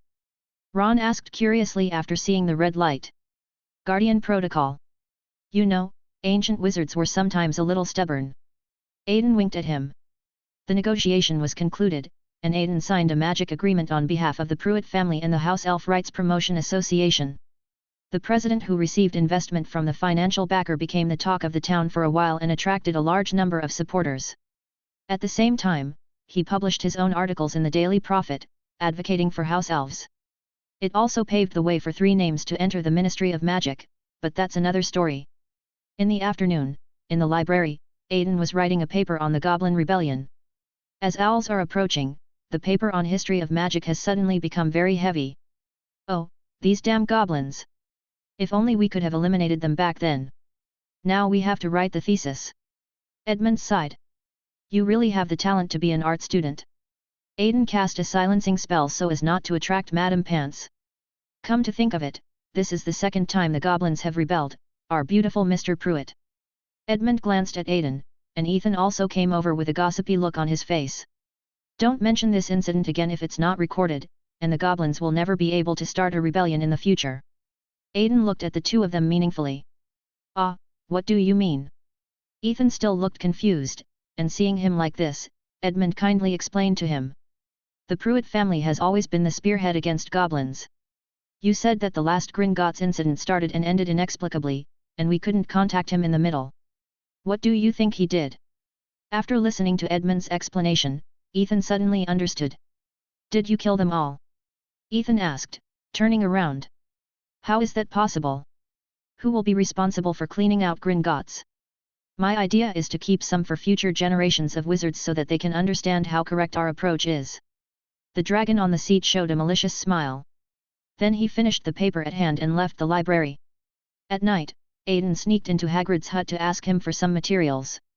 The research on the concept of transfiguration required Aiden's assistance with the alchemical matrix. Aiden. As soon as Aiden entered the room, he saw the trio, each of them had a plate of chowder in front of them. Aiden noticed the grateful looks in the three men's eyes and asked, "What's wrong?" "Hagrid, prepare some dinner for us." Hermione was about to speak when Hagrid walked in. "Oh, Aiden, you're here too. I have some extra steak chowder. Would you like some?" Hagrid asked. The giant in front of him was wearing a furry suit, and Aiden could even smell the scent of perfume on him, but his hair looked a little weird with the suit. "Hagrid, I suggest you trim your beard and hair, it will look much better," Aiden commented. But since he didn't refuse at the first time, Hagrid had already prepared the meal and placed it in front of him. "Really? Thanks for your suggestion. I'll try it. Now eat it," Hagrid said. Aiden shrugged and picked up a spoon to try Hagrid's cooking. Then he found the same claw of an unknown creature as Hermione's on the plate. "Hagrid, what kind of cow has claws?" A black line appeared on Aiden's forehead. Chowder." Hagrid scratched his head sheepishly. After eating and drinking, Hermione tirelessly persuaded Hagrid to join her association. "Nonsense, the nature of house elves is to take care of wizards. How can you pay them to humiliate them?" Hagrid was incredulous. Hermione wanted to refute, but was interrupted. The sound of a horse neighing came from outside the house. Hagrid stood up and ran out immediately. "Oh, Mr. Hagrid!" Maxim greeted Hagrid. "Good evening, ma'am." Hagrid combed his beard. "Mr. Hagrid, these horses are in your care. Remember, they only drink single malt whiskey." Madame Maxime turned and walked towards the castle. "Oh, of course, I'm ready." Hagrid grinned. "Oh, the warrior selection will start soon, let me take you back," Hagrid said. After packing up Aiden's materials, Hagrid followed the four people towards the castle. Along the way, Hagrid stared at Madame Maxime infatuatedly. "Hagrid, are you attracted to her?" Aiden teased in a low voice. No, how could that be, that's not happening." Hagrid shook his head vigorously. "But there is one thing I want to remind you. Wizards who are mixed with other races are severely excluded in the Wizarding Society. This should be a pain point for both of you. If you have the opportunity to get along, remember to keep the secret in your heart." Aiden tried to warn the big guy who grew up drinking Verita serum. "Okay, I'll consider your suggestion carefully." Hagrid nodded. Harry was looking at Hagrid whispering with Aiden in confusion from behind. The last time he had seen such a smitten look on Hagrid's face was when Norbert was born. He shook his head and sighed, wondering if there was some magical creature that Hagrid was fascinated by yet again. Chapter 221. Warriors List. As the clock struck the hour, students from the three schools chatted excitedly during the tryouts. "Please sit down." Dumbledore's voice filled the entire place. The young wizards found a place to sit down and waited for Dumbledore's speech. Now, the much-anticipated moment has arrived, the selection of the warriors. Dumbledore raised his hand and waved, and all the other torches lighting the hall went out, leaving only the goblet of fire still emitting a faint blue light. Dumbledore placed his hand on the goblet of fire, the blue flame turned purple, and then a note flew out and was caught by Dumbledore. "The champion of Durmstrang is Victor Krum," Dumbledore read aloud. Applause broke out from Durmstrang's seats, and the surrounding students were cheering for him. Then the flames changed color again, and Dumbledore caught the second flying note. "The champion of Beaux Batons is Fleur Delacour." Furong's election was welcomed by all boys from the four colleges, and her applause was much louder than Krum's. Finally, the goblet of fire flickered for the third time and the note flew out. Dumbledore took the note, frowned, and hesitated. "The champion of Hogwarts is Aiden Pruitt." Cedric in the audience suddenly felt lost, feeling somewhat relieved and disappointed. Students from all four Hogwarts colleges applauded Aiden. The operator in the audience pushed his monocle and asked why he was on the Warriors roster. "It's very simple, because the Goblet of Fire, as a replica of the Slate of Silence, also has the ability to detect the Sea of Consciousness. Using it as a selection tool for the competition is essentially observing the student's favorite person based on the size of the waves in the Sea of Consciousness. This is used as the basis for selecting warriors. However, as a manipulator, Aiden has the ability to easily stir up storms in the Sea of Consciousness. This bypassed the prerequisite of being recognized by students, and as the Rose of Ravenclaw, he had a certain amount of traffic. He also threw his name into the Goblet of Fire in full view of the public, and a combination of factors led to his appearance on the Warriors roster." Aiden walked forward and shook Dumbledore's hand. Dumbledore gave Aiden a look, what do you want? Come and play. Aiden raised his eyebrows, his crescent-shaped eyes revealing joy, and then walked towards the waiting room. You actually let a child under the age of 17 participate. Do you think Hogwarts is giving up? Karkaroff sneered. Who knows? Maxim picked up the wine glass and took a sip, with a smile on his face. Great, we now have 3 warriors. Please remember, only one can go down in history and hold the championship cup. Dumbledore pointed his hand backwards, and the cloth covering the trophy flew up, revealing the crystal-clear trophy. At this moment, Teacher Si discovered something unusual and took 2 or 3 steps forward. The flames of the goblet of fire flew up again, and a piece of parchment was spit out from it. Dumbledore took the parchment, pretended to be incredulous, and murmured, Harry Potter, the champion of Azkaban. No, it's impossible. Hagrid shook his head firmly. Harry Pot! Shouted Dumbledore. Harry, go now. Hermione looked at the completely confused Harry and shook him awake. He cheated, he's not even 17, isn't Aiden 17 too? The little wizards started discussing among themselves. Professor McGonagall patted Harry's shoulder worriedly, and Harry walked towards the warrior waiting area. In the common room, Fleur was joking with Aiden, you're not even 17 yet. Is Hogwarts planning to give up the competition this year, little boy? Age doesn't increase your chances of winning, let your results speak for themselves. Aiden replied with a smile.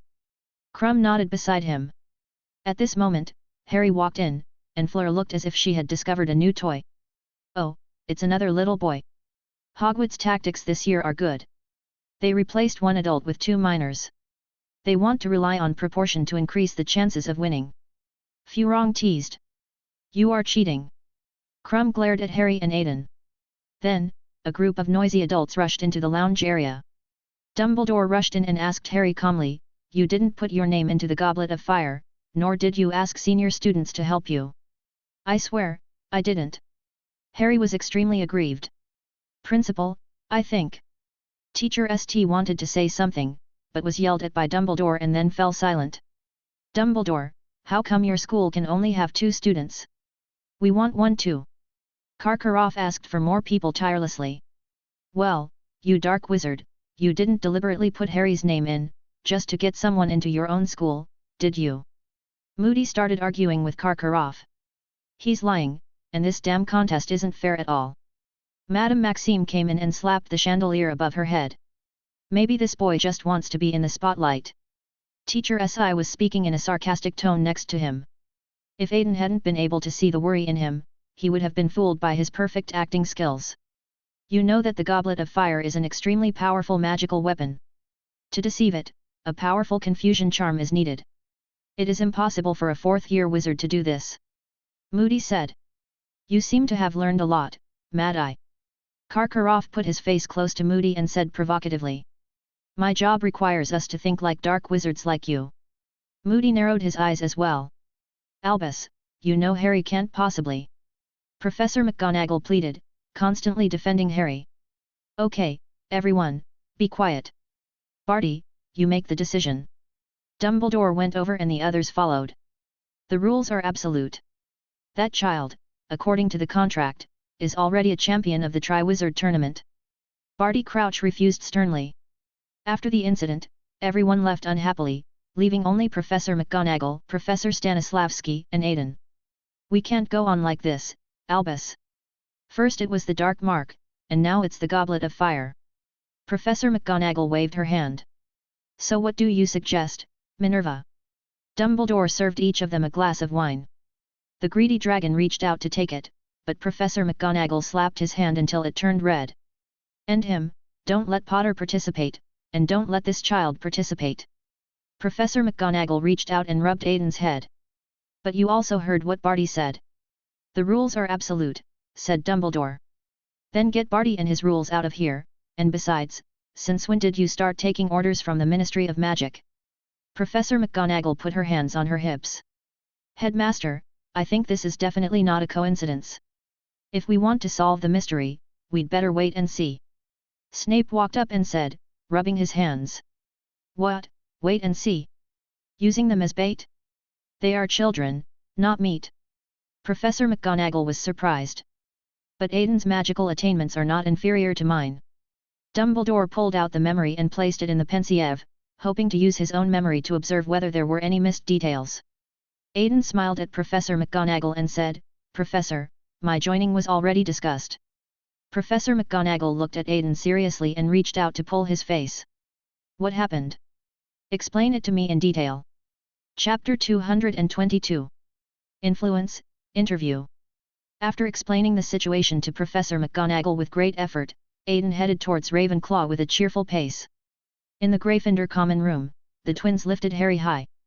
The entire Gryffindor was celebrating for Harry because they all believed that Harry had bypassed Dumbledore's age line through technology. Except Ron, who firmly believed that Harry had entered the competition without telling him. Jealousy, envy, and regret were intertwined in his heart, and he had a quarrel with Harry for the first time. On the other hand, Ravenclaw seems to have little interest in Aiden becoming a warrior. "It's Aiden after all, yet," and other similar remarks continued. Professor Flitwick happily set off a few fireworks for Aiden, and then nothing happened. All the way back to the dormitory, I felt that the treatment I received was no different from usual. "Aren't you all curious?" Aiden asked his roommate. "When you voted, you broke Dumbledore's age range in front of everyone, so the young wizards in Ravenclaw were already shocked." Edmund shook his head. "Moreover, the most rational Ravenclaws have already given all their attention to you. What else do you want everyone to react to?" Ethan also said. "I always feel that it's just like married life, dull and boring with only the daily necessities," Aiden complained. "You'll get used to it." They both complained at the same time, then fell onto the pillows in unison and covered themselves with the quilt. The next day, Harry met Hermione again at the Gryffindor table. "Hermione, can you help me explain to Ron? He seems to be in a bad mood." Harry whispered to Hermione. "No, I can't go. You have to explain yourself if you want to reconcile." Hermione last night saw through Harry's confusion and believed that he didn't do such a thing for the limelight. Unfortunately, Harry tried to talk to Ron several times, but Ron just snorted and ran away. In the hall, Aiden and his two roommates walked in. Ron passed by Aiden and snorted at him. Aiden instantly understood Ron's thoughts and a question mark appeared above his head. Because Aiden and Harry were elected as warriors, Slytherin and Hufflepuff, who had always disliked each other, suddenly became united against a common enemy. Draco was doing his utmost to spread rumors about Harry. As for why he didn't dare to offend Aiden, it was because the dueling society still had its reputation. For the next 2 days, Harry was devastated by the events of the Goblet of Fire. He was so upset that he cast the wrong spell in Charms class and blew Professor Flitwick away, and was punished with extra homework. Fortunately, Hermione gave Harry a lot of comfort. At the same time, Hagrid also secretly told Harry in class that he would always believe in him, which made Harry feel a lot better. Harry and Ron's Cold War continued until Monday, in front of the potions classroom. Draco was handing out badges with Potter Stinks printed on them, and he blocked Harry in front of the door, while Ron watched coldly from the side. "Like this, Scarhead?" Draco challenged. "Go away, Malfoy." Hermione walked over to defend her eldest son. "None of your business, you mudblood." Malfoy's words angered Harry, and he took out his wand and fired the Boyle curse at Malfoy.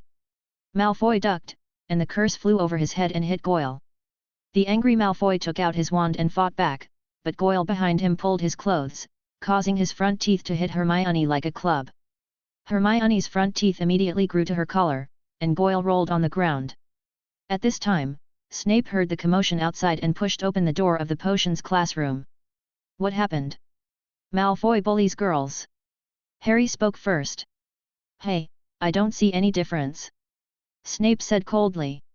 Hearing this, Hermione covered her face and ran away, while Harry and Ron cursed Snape together. Gryffindor insulted the professor, 50 points deducted, and detention. Snape left in a happy mood. After class, Snape wanted Harry to stay to test the effect of the antidote, and thoughtfully prepared the poison for him. At this moment, Harry's hatred for him reached its peak. Unfortunately, this experiment did not continue because Aiden walked in. "Oh, sorry to interrupt your parent-child time, but Harry needs to gather in the Warriors' Lounge for an exclusive interview with the Daily Prophet." Aiden leaned against the door frame and raised his eyebrows. "Humph!" Snape snorted coldly, and Harry rushed out of the classroom as quickly as if he had been rescued a hostage. Aiden was about to turn around and leave, but was stopped by Snape. "Help me protect that child. I can pay you whatever reward you need, even this life." Professor Snape's voice was very faint, but as a manipulator, Aiden's 5 senses were far superior to those of ordinary people, so he could barely hear it. "Do you still have feelings for Harry?" Snape's cold words in the headmaster's office last night really made Aiden think that Snape had given up on Harry. Always. On the other side, Rita Skeeter entered Hogwarts with mixed feelings. Because of some small actions she had done recently, she was very afraid to meet the person involved. "What a great foursome!" Rita's voice trembled a little. "It seems that Miss Rita seems to have some different opinions about us." The dragon eyes with different colors stared at her. "Southeast arrow, northeast arrow, it's nothing. You are all excellent warriors. Let's start our interview quickly." Rita took out a handkerchief and wiped the cold sweat off her face. "Then let's start with the youngest." Rita bowed to Aiden and led him to the interview room. Entering the interview room, Rita closed the door and cast a silencing spell. "Sit down." Aiden leaned on the sofa, picked up Lotta and stroked her fur. "Master, how do you think we should write this interview?" Rita asked with her head down. "Of course in your usual style, Rita." Aiden narrowed his eyes. "But my usual style is not." Rita smiled slightly, but shuddered when she saw the pair of deep, heterochromatic eyes. "Rita, Rita, did I do something wrong to make you have strange thoughts about me?" Aiden put Rita on the table and stood up. "Look at this Dark Lord-like title. Look, Rita, am I so despicable in your heart?" Aiden turned his back to Rita. "No, Master, no. My lord, I was wrong, please give me another chance." Rita prayed anxiously. "Look, Rita. I kept my will for you and invested in the Daily Prophet to help you stay popular. And how did you repay me?" Aiden pulled out a stack of intelligence that Arthur C. had collected in Nocturne Alley and threw it on the table. It records Rita's whereabouts over the past year. She has been tirelessly looking for various news about Pruitt, trying to make some things public. However, intelligence is two-way, just like sight. If you see the other person's eyes, it will be easier for the other person to see you. There's no second chance, Rita." Aiden turned around, and his virtual personality climbed onto the island of consciousness.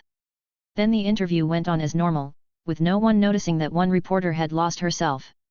Chapter 223. The freshly published Daily Prophet arrived at Hogwarts, and Harry unfolded it and took a look. Harry Potter, a 14-year-old boy, has doubts in his eyes and often cries at night because he misses his parents. He is dating Hermione Granger, who is also a top student. Harry crumpled up the newspaper, and Rita's voice gradually became silent. Originally, Harry planned to reconcile with Ron during detention, but because of this report, Ron became more convinced that Harry was a guy who loved to show off, and continued to use cold violence against him. Because of Malfoy's efforts, Harry suffered a lot of bullying, which reminded Harry of his second year. Harry felt even more sad when he thought that Ron was by his side at that time. "Hey, young man, why do you look like you've lost a loved one?" On the rooftop, Aiden popped his head out of the glass dome and looked at Harry hiding below. "Aiden." Harry's disappointment was evident in his words. "Okay, it's all Ron's fault. I'll go teach him a lesson later." Aiden touched his chin. "No, don't blame him." Little Angel Harry was still thinking about Ron. "So, you guys are just going to keep dragging this on?" Aiden slid down from the dome and sat next to Harry. "I just..." Harry hesitated. "Forget it, let's not talk about this. Look who's here." Aiden waved his hand and pulled out a black dog hiding in the blind spot of his consciousness. "Serious?" Harry said, startled. "Harry." The two hugged each other. "What the hell is going on, did you throw your name into the goblet of fire?" Sirius asked. "Of course not. I'm not stupid and I wouldn't do anything dangerous." Harry shook his head. "Dragon who does dangerous things. Okay, tell me about your dream. You wrote to me before about Wormtail and Voldemort, so who was the third person in the room?" Sirius asked again. "I don't know, I didn't catch his name clearly."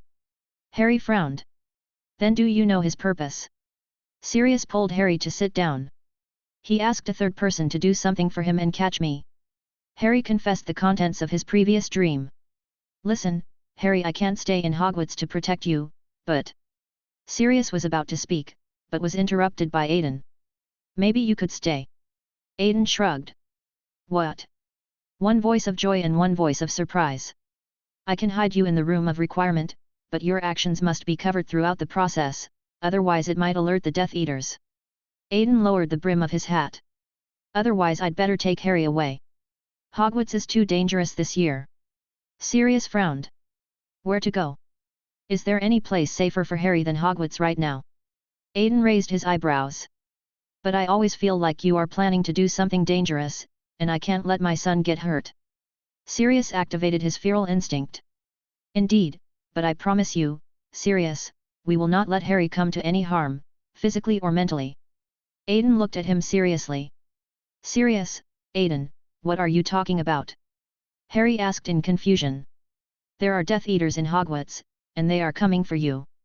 We have set a trap, and you are the bait. Aiden looked away guiltily. Okay, let them come.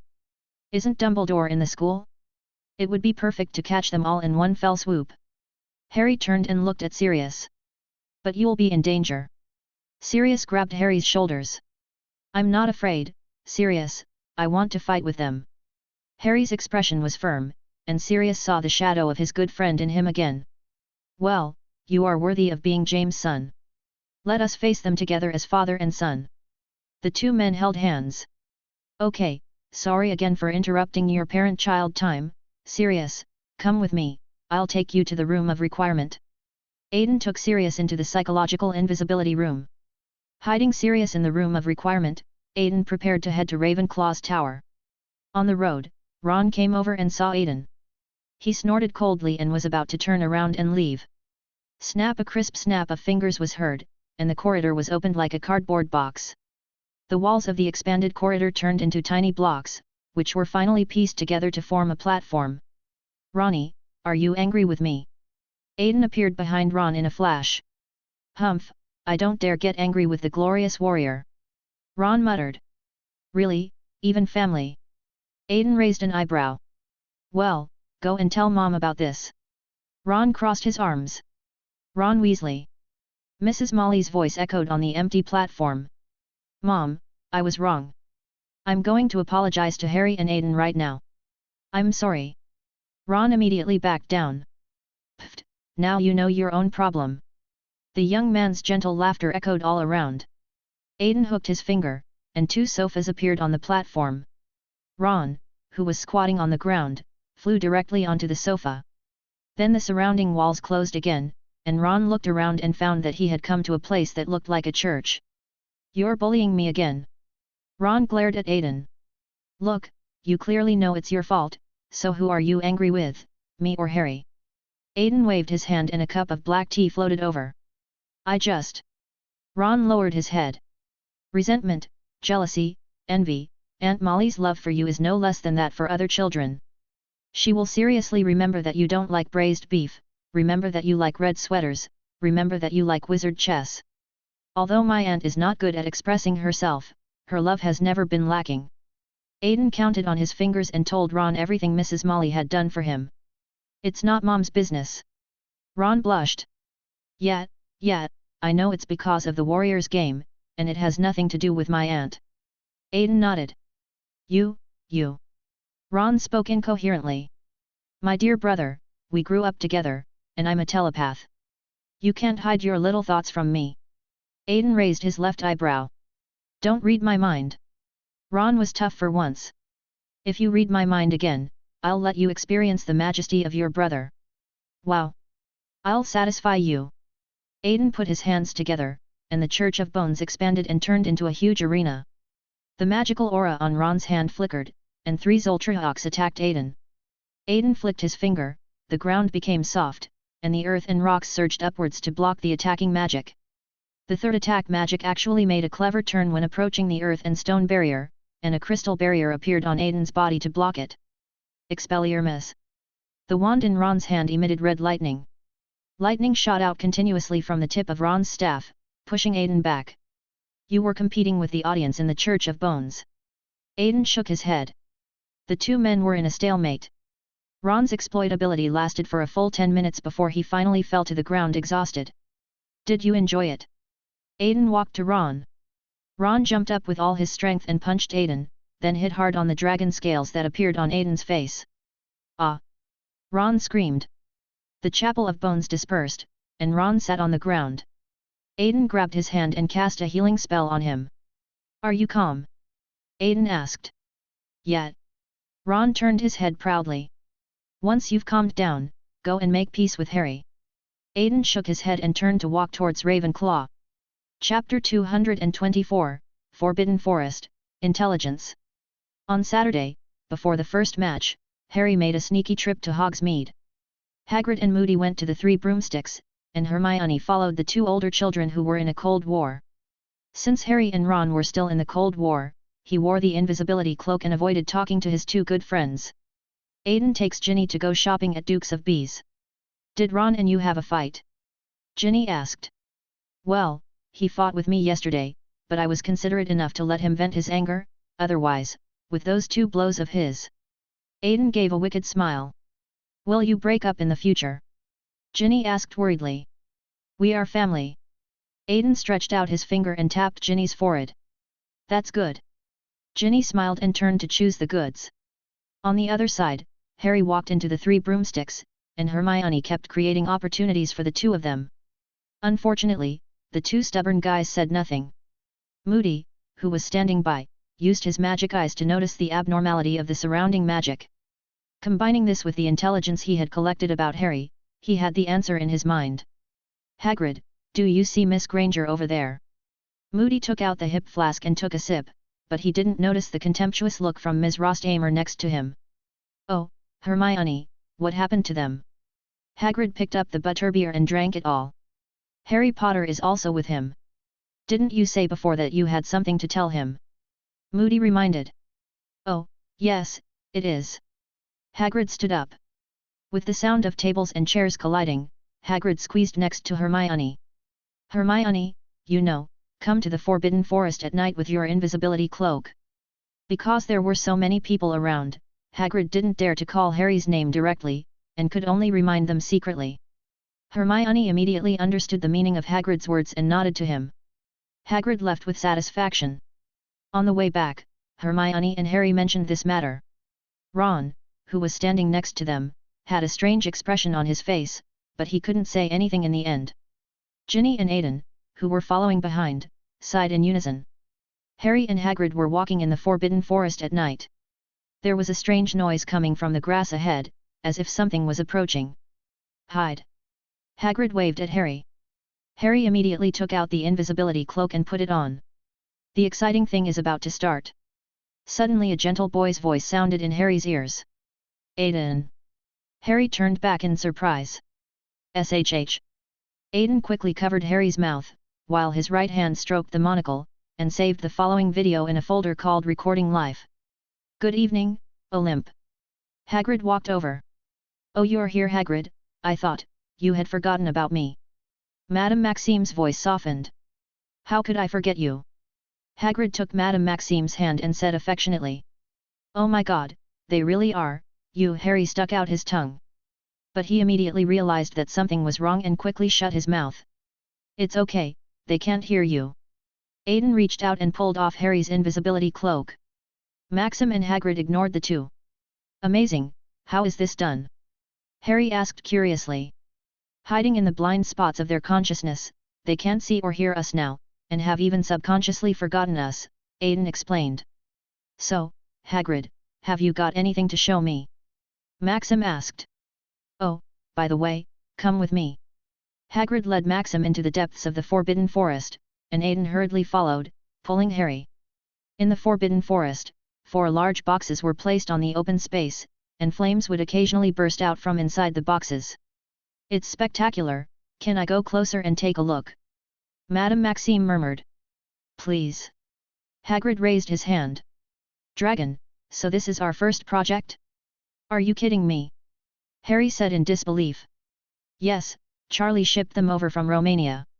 He wrote to say they would arrive here tonight and told me to come and see them, Aiden replied. Next to the fire dragon, Hagrid couldn't help but want to get closer to them, but was stopped by Charlie.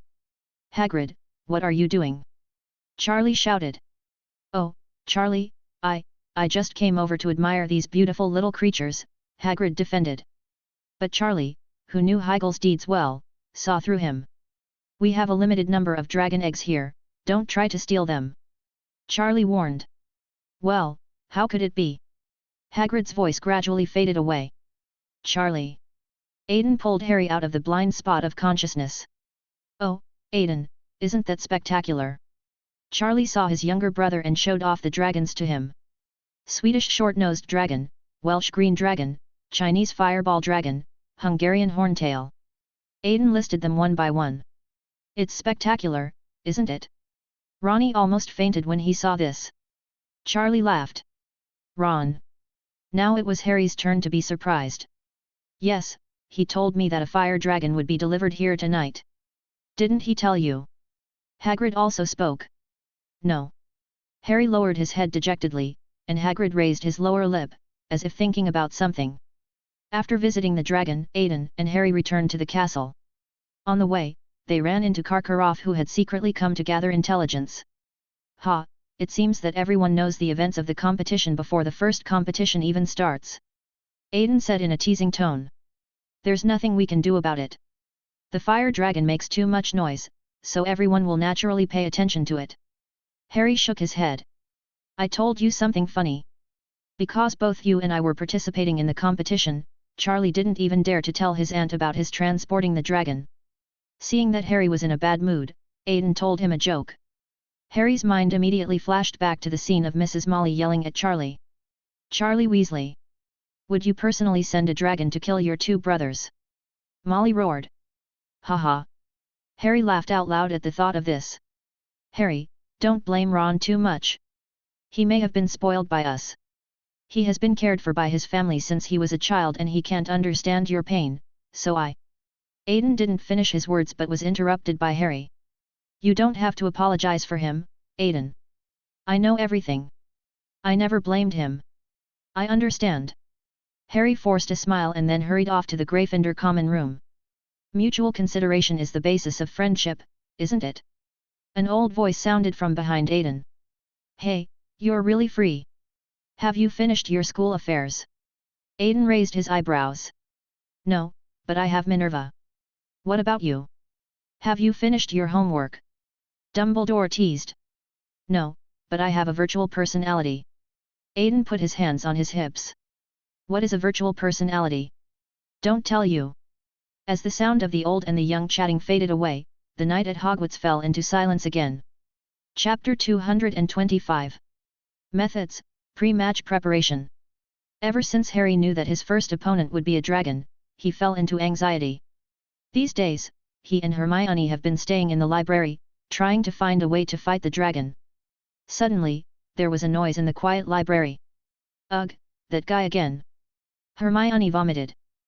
Who? Harry wondered. Crumb, that guy is followed by a group of fans wherever he goes. He has defiled the quiet study place in the library. Hermione rolled her eyes. That's terrible, Harry shook his head. Look, Harry, the book says that the biggest weakness of dragons is their excellent sensory organs. So by analogy, we can consider some means of interference. Hermione excitedly held the book and explained her discovery to Harry. Scalping, pepper, and hardening the tongue. That's the book you're reading. Harry took the book and saw that it contained some extremely unreliable methods. Let me see. Hermione took the book back and turned it over. The cover of the book clearly reads, 100 Ways to Die of a Funny Wizard. Harry and Hermione. Oh my god, am I going to fight a fire dragon with this thing? For the first time, Harry had the idea of escaping from Hogwarts. No, we can definitely find another way. Hermione encouraged Harry. Why don't we go ask Aiden? Harry suggested that they could ask the magical Aiden. He is also a warrior, and you are his opponents. Hermione looked at her silly son helplessly. At noon, Harry and Hermione walked out of the library and prepared to eat. But he happened to run into Moody, who was also heading to the hall for dinner. Moody looked at Harry's distressed expression, rolled his eyes, and stepped forward and said, Kid, come to my office after lunch. After saying that, he left with his crutches. After eating and drinking, Harry came to Moody's office with a book. The new Defense Against the Dark Arts office has a unique style, and Moody has placed many defensive magic props in it. This is my enemy mirror. It records my enemies. It keeps me alert to the enemies behind me. After saying that, Moody burst into laughter. Professor Moody, what can I do for you? Harry asked curiously. Moody took off the metal prosthesis on his leg, placed it on the table, and let out a long sigh, as if such a prosthesis made him very uncomfortable. Look, this was blown off during a fight with dark wizards. They used powerful dark magic. Moody exchanged greetings with Harry. Now, tell me, how are you going to deal with the dragon? Moody approached Harry with his stump. Well, I guess. Harry evaded the question. Listen, kid, Aiden Pruitt is a man who developed new spells at the age of 11 and now has completed the transformation of magical creatures. He is a monster formed by the combination of blood, talent, and hard work. Fleur Derricolle has great attainments in transfiguration and charms, and also has the blood of magical creatures. As for Crumb, maybe his mind is full of mud, but Karkaroff is not. He will formulate tactics for Crumb to play to his advantage. Harry looked dumbfounded at this, but Moody took hold of his shoulders and shook him. Eon, Potter, think of your advantages. Well, I'm a pretty good flyer. Harry thought for a moment and pointed out his strengths. I heard more than just good things. Moody gave a sinister smile. But that's useless, isn't it? And brooms aren't allowed, Harry wondered. You can use a wand, however, Moody explained. Wand. Harry kept wondering on the way back. He was not paying attention and bumped into Aiden, who was about to go back with his roommate, and fell to the ground. Oh, Harry, what are you doing? Aiden pulled Harry up. I was wondering what Professor Moody meant when he said we could use wands on the field. Can we use spells to fight dragons? Harry was still distracted and asked the question directly. Flying curse. Aiden brushed the dust off Harry, left with his roommate after saying something incoherent. Harry suddenly realized what had happened and quickly ran towards Gryffindor. Is it okay to just tell him like that? Edmund raised his eyebrows. You are rivals. Ethan also came over. Just think of it as a little consolation for our youngest brother. It's because our aunt loves him so much. Aiden joked. The next day, the much-anticipated Tri-Widget tournament was finally about to begin. Several warriors were waiting in the rest area. There are 3 tasks, each of which is very dangerous. Please take your seats. The staff will maintain order in the arena. Dumbledore's voice came from outside the tent. Hiss. Harry, who was pacing back and forth, heard some noise outside the tent. Harry, are you okay? You must concentrate. Wait a minute. Hermione's worried voice came from outside the tent. Fighting a dragon, Harry added. Hermione, who was really worried, hugged Harry, and with a bang, a camera next to them exploded. The long staff in Aiden's right hand, lying on the bed in the rest area, was still emitting white smoke. Oh, that's true. Rita immediately lowered her head and walked out. It's a very nice staff. I've been coveting it for a long time, Mr. Pruitt. A white-haired old man walked in, followed by the judges of the jury. Ollivander, nice to meet you. Aiden nodded to him. Ollivander walked to the middle and waved to the other 3. Come on, warriors, hand me your wands for inspection to ensure fairness. Ollivander unfolded a small table on the ground. At the same time, he pulled out a wooden box and took out tools that were dozens of times more complicated than the maintenance kits sold on the market. Ladies first, then. Oliver held out his hand to Fleur. Fleur took out her wand and handed it to Ollivander. Ah, rosewood, Vila hair. Ollivander carefully polished the tip of the wand with a tool and applied a layer of oil to it. Flowers are blooming. He raised his wand lightly, and several orchids bloomed in the air. It's well maintained, and the magic is running smoothly. Next one. Crumb came up and handed over the wand. Hornbeam, Dragon's Heart Key. Grigory's usual method. Although I don't agree with his philosophy, the performance of this wand is excellent. Ollivander said as he cast Flock of Birds, and the spell worked smoothly, then he returned the wand. Come on, Mr. Pruitt, we are old acquaintances. I want to check all the wands you have. Ollivander smiled as if he was abusing his power. Aiden shook his head, handed over the wand, then grabbed in the air and a long staff emerged. He is cheating. How can he carry alchemical items? Karkaroff shouted immediately. Karkaroff, do not insult the art of wands with your shallow brain.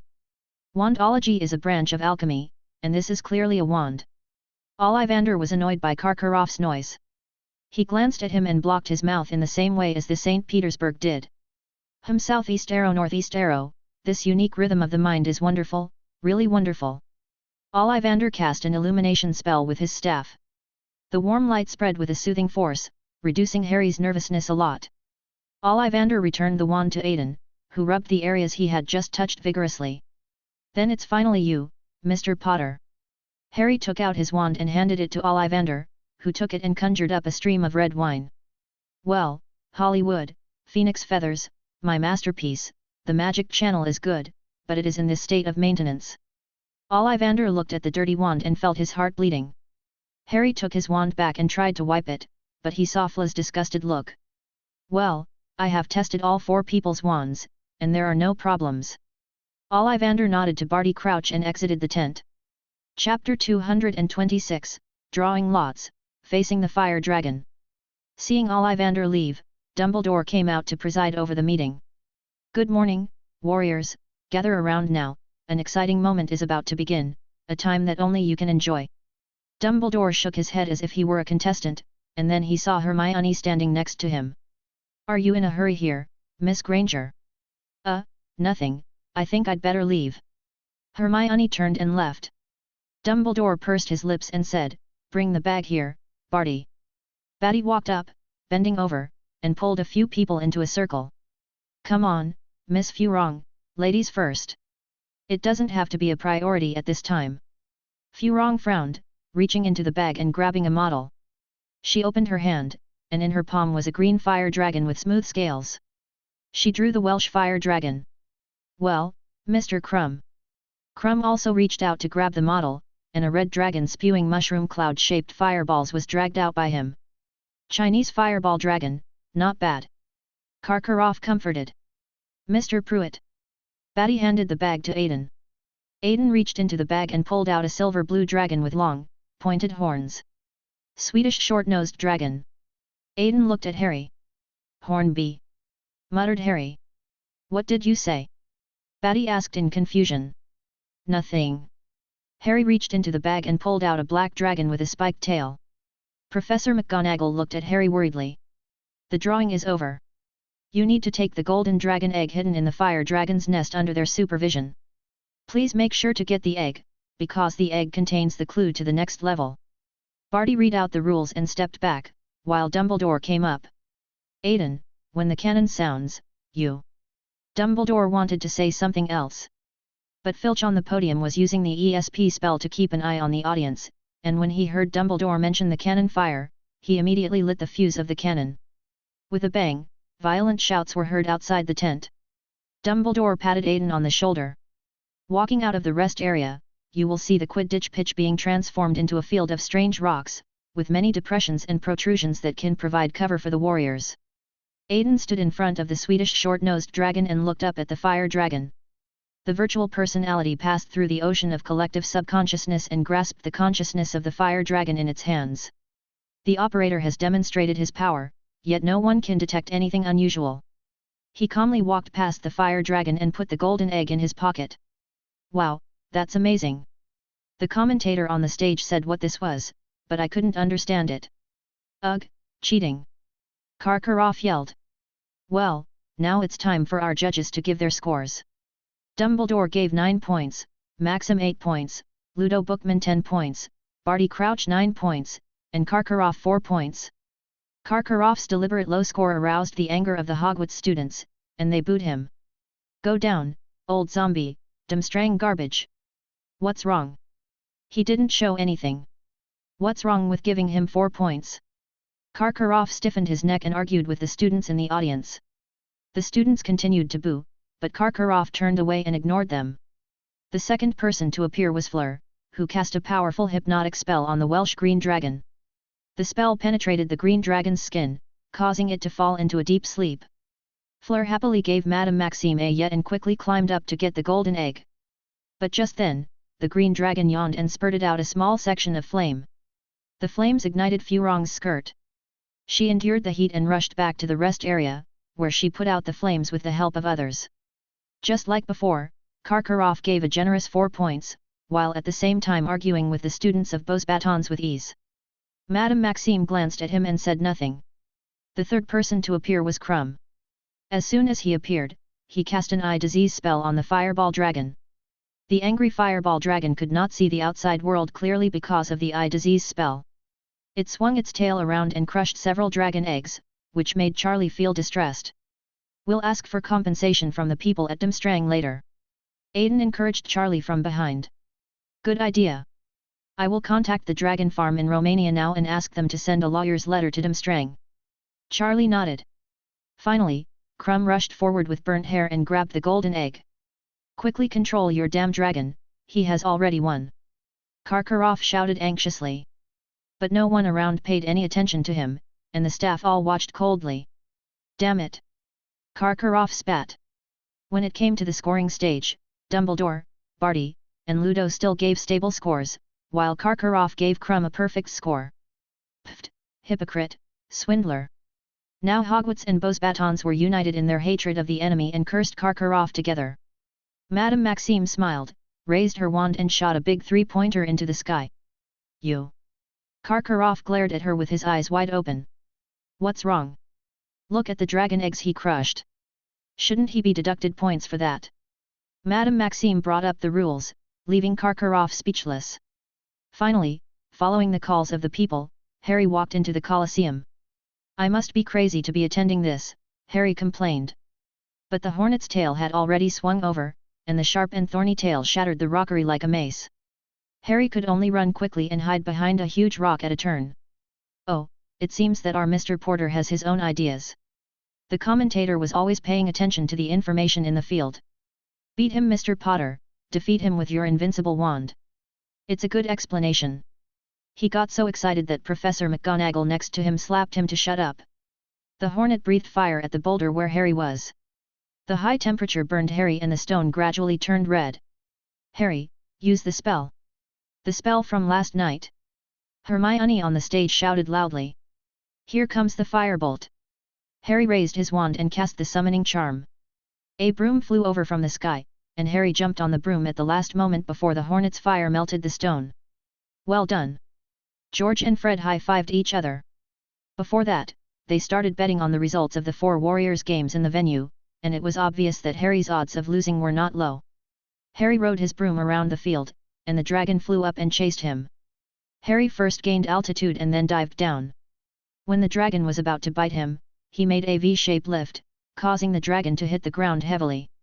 "Woohoo!" The audience cheered for him. Harry also turned back and retrieved the golden egg from the dragon's nest. Ron immediately roared and rushed forward to celebrate with Harry, and the conflict between the two was resolved. On the podium, Dumbledore gave Harry 9 points, Barty 9 points, Ludo 10 points, Maxim 8 points, and Karkaroff 4 points. Why did he give 4 points again? He is really targeting this damn old zombie. Ron cursed. Harry was immersed in the joy of renewing his relationship with his good friend, and he thought it didn't matter if Karkaroff gave him a 0.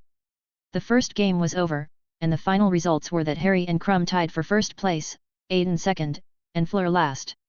Chapter 227, School Reaction, Elves, Transfiguration.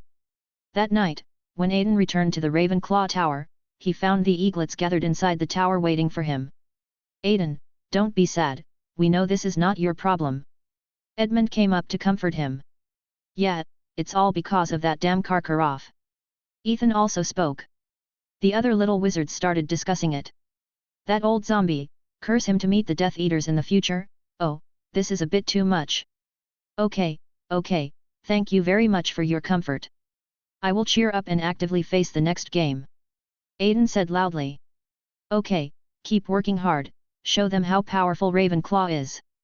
The little wizards scattered away amidst the noise. "You really don't care at all."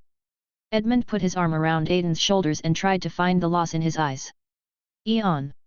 Aiden tapped him on the head. "What do you think this score means?" Aiden asked back. Victory, glory, superiority," Ethan said. And Edmund, who had been baptized by information, found the key: nothing. Yes, the victory of the whole game is to win the final trophy, and no one tells you that getting a high score means winning. Everything is just an illusion made up by our own minds, or at least an illusion that someone wants us to make up. Aiden shrugged. This. Ethan was speechless for a moment. Man, it seems you still have a lot to learn. Edmund patted Ethan's shoulder. Let's go back. Aiden walked towards his dormitory. Elsewhere, in the Gryffindor common room, the twins lifted Harry up. Make way, our king is coming. George said with a smile. Welcome Harry Potter to his loyal Gryffindor, Fred said teasingly. The common room was filled with a joyful atmosphere, and Harry took the opportunity to hold up the golden egg. Do you want me to open it? Harry asked. On. Then, in the spotlight of everyone, Harry punched in the golden egg, and a shrill scream spread throughout the lounge. I understand. You will have to deal with a female ghost in the second game. Simo was the first to react. I think it's the Cruciatus curse, Neville suggested. Maybe we should go to the prefect's bathroom and attack Percy. George and Fred also came up to join in the fun. It seems that further research is needed. Harry stared at the golden egg in a daze. As the game was late, Harry had not yet eaten dinner. So Hermione and Ron took Harry to the kitchen. The kitchen is in the basement. You can get in by just scratching the pear on the fruit painting. Ron explained as he led Harry along the way, and fiddled with the pear. The kitchen door opened and Harry and his friends received a warm welcome. The house elves greeted them warmly. Look at the two of you. You're as sweet as an old married couple again. Aiden narrowed his eyes as he devoured the meal at the table. Aiden? Why are you here? Hermione asked curiously. Let's eat. Aiden picked up a piece of steak and put it into his mouth. Harry Potter. Came a high-pitched, familiar voice. Dobby. Harry smiled. Why are you here? Of course it's because the shameful Dobby is demanding salary and freedom. Of course it's because the shameless Dobby asked for salary and freedom. Another elf looked at him with contempt. Winky. Harry ran into a second familiar face. Oh, kind Mr. Potter, thank you very much for pleading for me before. Winky bowed to Harry. What's going on with you? Harry asked. The principal took in these homeless elves, and an innocent school director had to give them all a sum of money as salary. Aiden wiped his mouth after eating. You pay the elves a salary. Hermione's eyes lit up. Otherwise, it's impossible for the Hogwarts Board of Directors to join the House Elf Rights Promotion Association and do nothing. Aiden raised his eyebrows. You are so rich. I would love to spend this money on myself. Ron muttered. But he immediately quieted down after being elbowed in the stomach by Hermione. We could have offered them a weekly salary of 10 galleons and 4 days rest, but they refused and kept begging us not to fire them. The full dragon paced back and forth to digest the food, and the elves beside him smiled at Harry and the others. Aiden's remarks made Hermione realize the specialness of the house elves. So, are you still planning on pursuing your political ambitions, Ms. Granger? Aiden asked. Of course. Hermione held her head high and chest puffed out as she forcibly tied her 2 grown boys onto the warship. Haha, I wish you all the best. Aiden yawned and walked out of the kitchen. The controversy surrounding the match soon ended, and the second match was scheduled for February of next year. The peaceful and tranquil study time at Hogwarts began again. Who is the happiest person in this period of time? Of course it is our Harry Potter. Ever since he fought the fire dragon, the comments of the whole school have undergone a shocking reversal, and girls have begun to appear around him and greet him. On Tuesday, during the Transfiguration class, Professor McGonagall asked everyone to turn guinea fowl into guinea pigs. The young wizards completed the task easily. Harry and Ron were fighting a night duel with fake wands in the back row and were yelled at by Professor McGonagall. At the same time, Professor McGonagall also announced something about the Christmas ball in class. After class, Aiden took his paper to Professor McGonagall. Because the surprise came so suddenly, Professor McGonagall even forgot to tell Harry about the warrior lead dance. You finished that? Professor McGonagall asked excitedly. Yes, Professor, let's talk while we walk. Aiden stepped aside to make way for the professor. Unexpectedly, Professor McGonagall was more anxious than Aiden and dragged Aiden all the way to her office. Now, Mr. Pruitt, I need you to give me a detailed explanation. Professor McGonagall sat down quickly. He hurriedly made a cup of tea for Aiden and handed him a piece of paper and a pen. Professor, don't be so anxious. Let's take a look at something first. Aiden tore off some of the paper handed to him by Professor McGonagall, and with the surge of magic power, the scraps of paper turned into an iron pestle. Professor, look, this is an iron pestle transformed by transfiguration. Aiden bent the iron pestle lightly, and it broke and returned to its original shape. Although we used transfiguration, we only achieved transfiguration and ignored transformation. Normally, in wizard duels, even if we use transfiguration to create vines or transform animals, we will try to choose hard objects. Why do you think this is the case? Because the mass and hardness are enough to make our creations more aggressive, Professor McGonagall replied. So Professor, whether you make an object or a wizard bigger or smaller, where does the extra mass go? Aiden asked. Of course it's carried by magic, it's that simple. Professor McGonagall was about to give an answer, but suddenly fell into deep thought. The carrying capacity of magic, such a simple and elementary question, why didn't I think of it? Professor McGonagall murmured. Yes, our magic offsets the mass and volume of matter we remove or add when we transform. Aiden nodded. But magic cannot touch the essence of things. Professor McGonagall frowned again. It is our magic power that cannot touch it, but what about the magic power that is the blood of the world and flows through the world? Aiden picked up the parchment and drew a moon on it. Change, moon wheel, rotation, conversion, transformation. Professor McGonagall read out what Aiden really wanted to say. Yes, Professor, that's the answer. Aiden pointed to the parchment. Introducing the moon wheel Jifu, Gamma, based on the transformation of the human body to absorb the magic of the moon. Jera. The cycle of seasons, used to stabilize the balance between transfiguration and the magic of the moon. Tawaz, is fair, to ensure that the alien magic can be discharged in time when the transformation fails. So wouldn't a transfiguration designed this way only work when the moon is rising? Professor McGonagall, a technical expert, immediately saw the problem with this magic. That's not necessarily true. Next, I'll take you to see the treasures of the fairies. As Aiden's voice stretched out, Professor McGonagall fell into darkness. Chapter 228, Mass Energy Conversion, Robes, and Dance Practice. Penetrating the boundary between reality and fantasy, Aiden brought Professor McGonagall to Avalon. The location of the Mind Cloud server was placed by Aiden in the Church of the Dead as a cover. Oh, Mr. Pruitt, you're studying the dark arts. Professor McGonagall commented as she looked around the church. Yes, I did research it, but it has nothing to do with this church. I got it by accident. Aiden felt guilty but his face remained expressionless. Okay, Professor, follow me in. Aiden led Professor McGonagall into the Church of Bones. Inside the church, a huge alchemical matrix radiates a silvery white light, and each floating white line can reflect a person's experience. What is this? Professor McGonagall reached out and touched the thin line, and immediately saw Tommy, who was far away in London. Professor, the calculator we set up inside the misty illusion is, you know, similar to an ordinary person's creation, Aiden explained. Oh, a Muggle computer. Professor McGonagall responded. Yes, with the help of their design concept for the Internet, the Department of Mysteries and I built a mind server here. Ordinary people connected to it can gain the ability to manipulate magic power. What? Professor McGonagall was surprised. Then you have mastered. We'll talk about these things later. Now let's talk about our transfiguration, Professor. The more creatures this server is connected to, the greater its computing power will be. With the help of this huge computing power, I got a relatively stable result, namely mass energy conversion. Aiden raised his hand and used his magic wand to leave a string of silver letters in the air, E equals product of MC squared. Through magic, we transform from the outside to the inside, from the transformation of objects to the transformation of the human body. The energy and mass loss in the process are borne by magic. The final result of this server's calculation is that we first turn into energy. Reduce the load of magic power, introduce the natural magic power of the moon attribute, and complete the transformation from energy to conceptual body.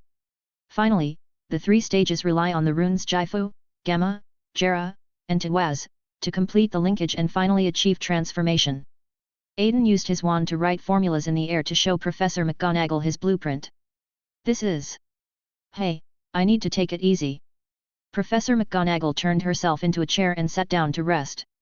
After a while, Professor McGonagall reacted and asked, How feasible is it? Nearly perfect. As Aiden spoke, he clapped his hands. Grey particles gathered in the air, and soon Filch walked out. Argus. Professor McGonagall looked at him in surprise. Hello, Professor McGonagall, don't look at me like that, I volunteered, you know how much people like us crave magic. After saying this, Filch bowed to Aiden. Well, one last question. How do you want to popularize this magic? Professor McGonagall pushed up her glasses, and now she was entering into her area of expertise. Depend on you and Professor Dumbledore. Aiden said with a wry smile. Okay, you write the references, and then I will publish it under the same name as Albus. Professor McGonagall, no. Professor McGonagall smiled. Aiden. Fortunately, although Oliver was poached by that bastard director, Filch can provide some help to Aiden. This gave Aiden some time to study his spiritual studies in his busy schedule. On Thursday, Errol entered the shed carrying a large package. Colin's brother, Dennis Creevy, came to Ron with a package. Your package, Ron? He handed over the thing in his hand and looked at Harry like a pervert. Go back first, I'll deliver the stuff to you later, Ron said. What? Hermione looked at Ron puzzledly. I promised him I would get Harry's autograph. Ron told the truth. The innocent Harry who was watching Chujong choked. He quickly picked up the quilt and caught the pumpkin juice in his mouth. Hee, how does it feel to be famous again? Aiden suddenly appeared next to Harry. Bloody hell, Aiden, can't you make a little more noise? Ron covered his chest. Hey, Aiden, wanna eat something together? Harry invited. No, I'm here to get my dress robe, Aiden said. Is this a dress robe? After hearing what Aiden said, Ron excitedly opened the package. Then he took out a robe with a white base and gold edges. The silk threads of the robe seemed to have magical power flowing through them, making it look extremely extraordinary. Cool, but why is this size so small? Ron pressed the robe against himself and gestured. This is mine, thank you. Aiden walked over and took the robe from Ron, stuffing it into his pocket. Humph, what's the big deal? What my mom prepares for me must be much better. Then, Ron took out a purple robe from the box. Is this really a dress? Ron asked in confusion. You know what, it matches your eyes very well, Harry commented. Oh, Ginny, this must be for you.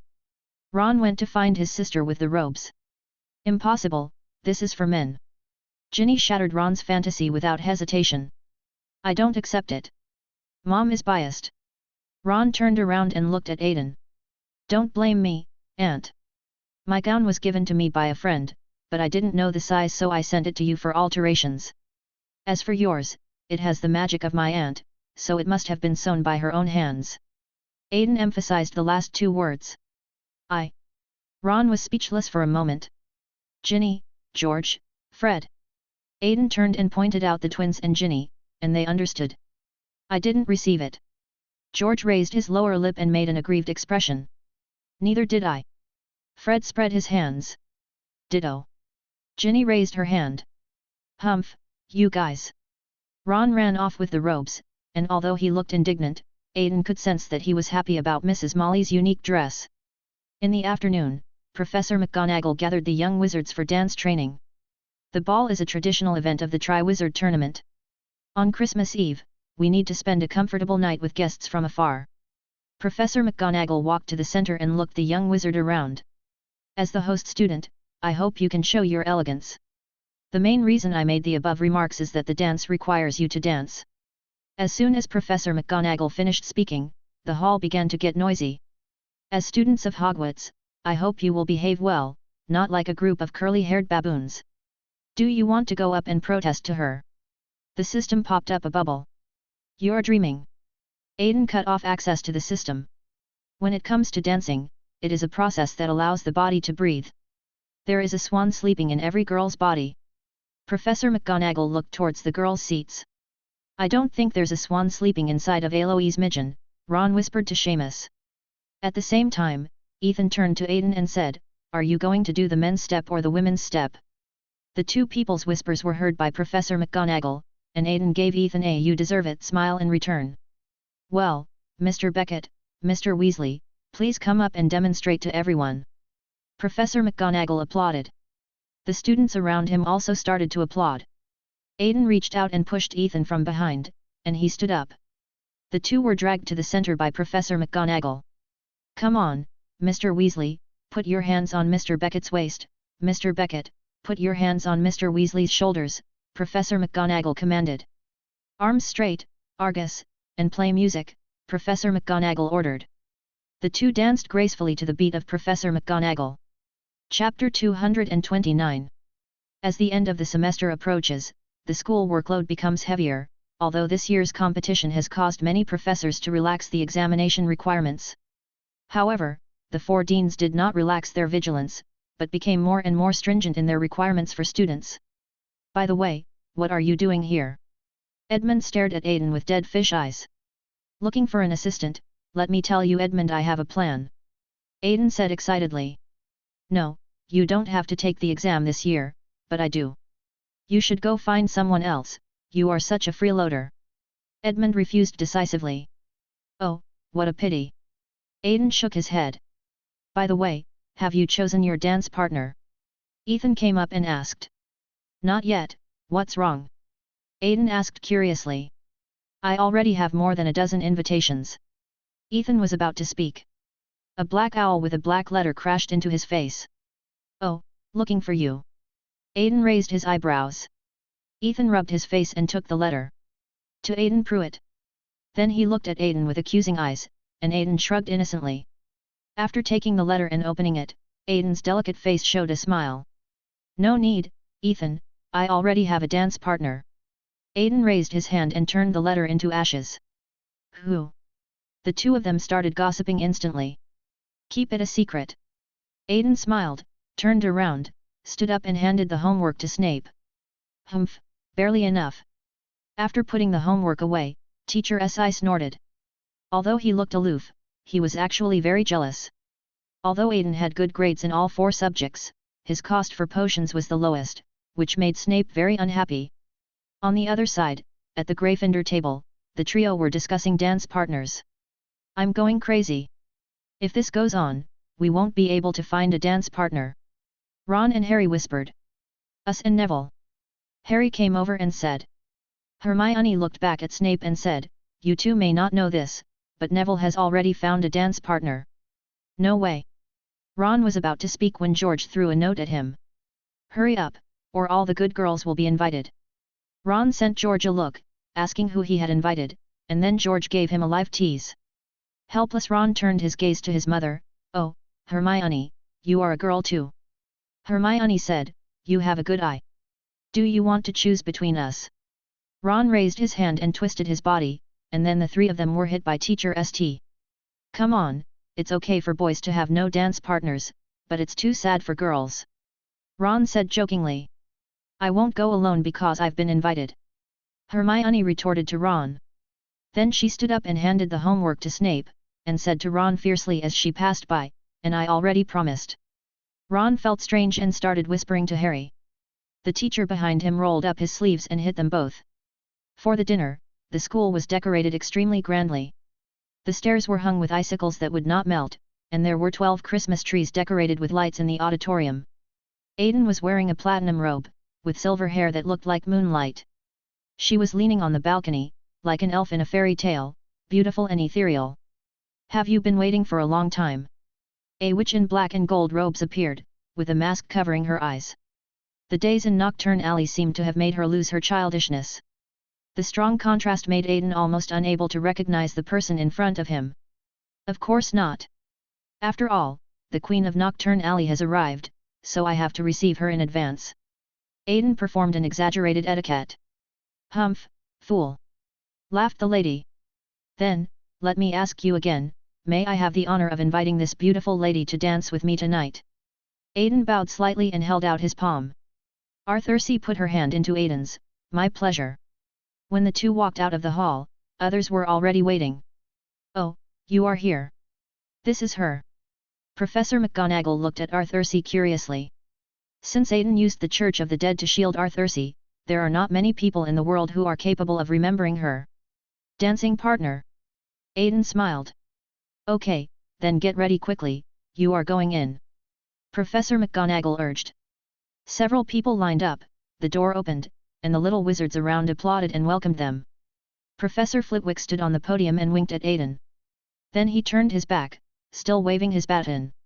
As the music started, the stream of light interwoven with black gold and white gold became the focus of everyone.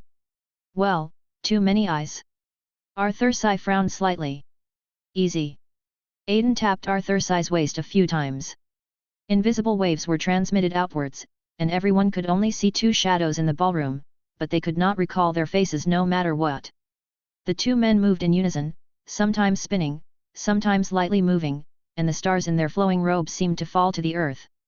I don't know why, but I feel like the dance floor is dangerous. Ron's intuition kicked in and he spoke to Paddle beside him. Everyone was immersed in the dance, and while spinning around, Aiden saw Filch dancing with his cat in his arms. Life in Nocturne Alley must have been hard. Aiden looked at Arthur Sy. Not bad, at least you've adapted well. Arthur Sy gave Aiden a confident smile. Arthur Sy, Aiden wanted to speak, but was silenced by Arthur Sy's hand on his shoulder. Don't say sorry, there's no need, this is the path I chose, I won't regret it. From the moment I accept your invitation until the end of my life. Aiden was hit by a straight ball from Arthur Sy and showed panic for the first time. Haha, I didn't know you could have such an expression. It's really worth the trip. Arthur Sy's smile became very bright, and the gloom of the past few days in Diagon Alley was swept away. After turning around, Arthur Sy disappeared into the darkness, leaving the lonely dragon standing in the crowd feeling lost. The formal dance was over, and the rock band invited by Dumbledore was singing on the stage. Young men and women were partying in the dance floor. It was a high-end dance party just now, but the next moment it became a disco. Ron and Harry sat at the dining table and complained about Crumb, while Aiden was eating heartily nearby. Look at his stupid face. The taste of Ron's jealousy eroded Aiden's meal, but the scene before him was a perfect condiment to go with it. Stop eating, Aiden, there's still your dance partner. Ron's attack power was extremely strong. She has a career to take care of, which is different from a lazy person like me. Aiden laughed awkwardly. Why do you seem embarrassed? Harry noticed the blind spot and didn't even care that Parvati next to him was invited to leave. Paddle looked at Ron's jealous expression and sighed again. This was the nth time she sighed tonight. After a while, Hermione, who had had enough fun with Crumb, came back. Victor's going to go get some drinks, do you guys want to join us? No, I won't join you and Victor's play. Ron retorted to Hermione. Oh, who was it that wanted to ask him for his autograph? Hermione didn't know what Ron was doing. He's using you. Ron stood up and walked out. What? How can you say that? Hermione chased after him. Besides, I can take care of myself. It's hard to say, he's already old. Just like Aiden, he looks like a child, but he's actually the same age as us.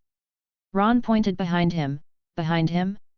The dragon behind him kicked him in the calf, causing him to squat, covering his leg. Refreshed, Aiden continued his meal with satisfaction. So this is how you assume things about others. Hermione's voice began to sob. What else should I do? Ron limped after him. Let me tell you, be brave and invite me before others.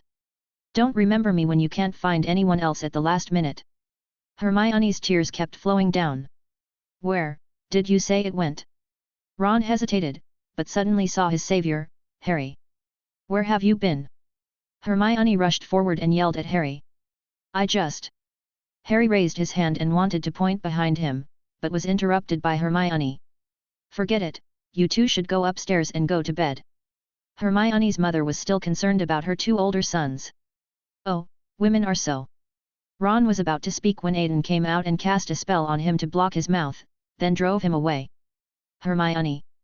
Aiden called her name comfortingly, and Hermione sat down in the corridor and started crying. Hermione, not everyone has the ability to see through people's hearts. Aiden sat down next to her and quietly released comfort. But they.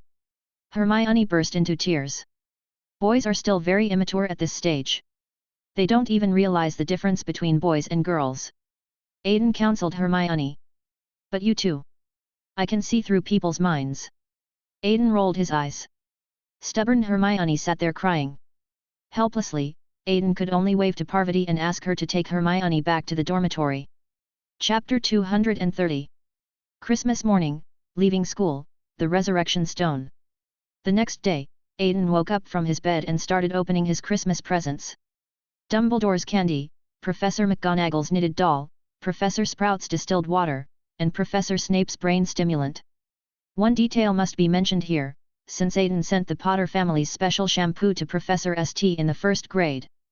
Every Christmas, Professor Snape would thoughtfully prepare a brain stimulant for Aiden. After collecting everyone's gifts, Aiden stretched, washed up, and walked out of the castle. Outside the castle, heavy snow surrounded the entire Hogwarts, and Karkaroff walked past Aiden in a hurry. Teacher Si was searching the bushes to see if there were any students who had partied too hard the night before and were sleeping in the haystack. Severus. Karkaroff rushed over and grabbed Severus. What's wrong? Professor Snape raised his eyebrows. Karkaroff lifted up the sleeve of his hand, revealing a black symbol. He is calling me, don't tell me you didn't notice. Karkaroff looked at him seriously. This has nothing to do with me. The Sijiao was immersed in searching the bushes and ignored him. Karkaroff was so angry that he was shaking. After a while, seeing Snape's unyielding attitude, Karkaroff turned around and left. Harry walked over and happened to see Aiden eavesdropping. Just as I was about to say hello, Hagrid and Maxim also came out. Aiden grabbed him and went invisible. Hagrid was impulsive. Hagrid went up. Hagrid revealed his identity as a half-giant, and Hagrid failed. Aiden was dubbing Hagrid, and Harry couldn't help but laugh. Okay, where are you going? Aiden turned around and said. Actually, I want to go find Hermione and apologize. Harry said dejectedly. So, where did you go wrong? Aiden asked. It's always right to apologize first. Harry raised his head to show that he was responsible. Tisk tisk, boy, you're too young. Aiden shook his head maturely. How dare you say that to others? The system said. Shut up. Aiden retorted. Hey. A question mark appeared above Harry's head. I'm not talking about you. Just when Aiden was about to say something, his virtual personality sent him a message, and through the sea of consciousness, his eyes fell on Peter Pettigrew and found that he was heading alone to the ruins of the Gaunt family. Well, I won't talk to you anymore. I have to go find Dumbledore. Aiden dismissed Harry casually, took out his wand and waved it, and his whole body turned into a silver-white butterfly and disappeared into the air. Silver butterflies gathered in the principal's office. Aiden, please at least knock on the door. Dumbledore said to the boy in front of him. It's urgent. Come with me to Gaunt's old house. Aiden hurriedly pulled Dumbledore out of the school. At the old Gaunt house, Peter Pettigrew accepted the order from his master and went here to retrieve some important things. He pushed the door open carefully. The formerly magnificent manor had become desolate due to the extinction of the Gaunt family. Snap! A crisp sound of finger snaps echoed, and Peter Pettigrew's pupils rolled up, leaving only the whites of his eyes. What's going on? Dumbledore asked Peter in confusion. Professor, he has lived with me for 13 years. How could I not leave something on him? Aiden pushed Peter gently and he fell down stiffly. So what is his purpose here? Dumbledore frowned.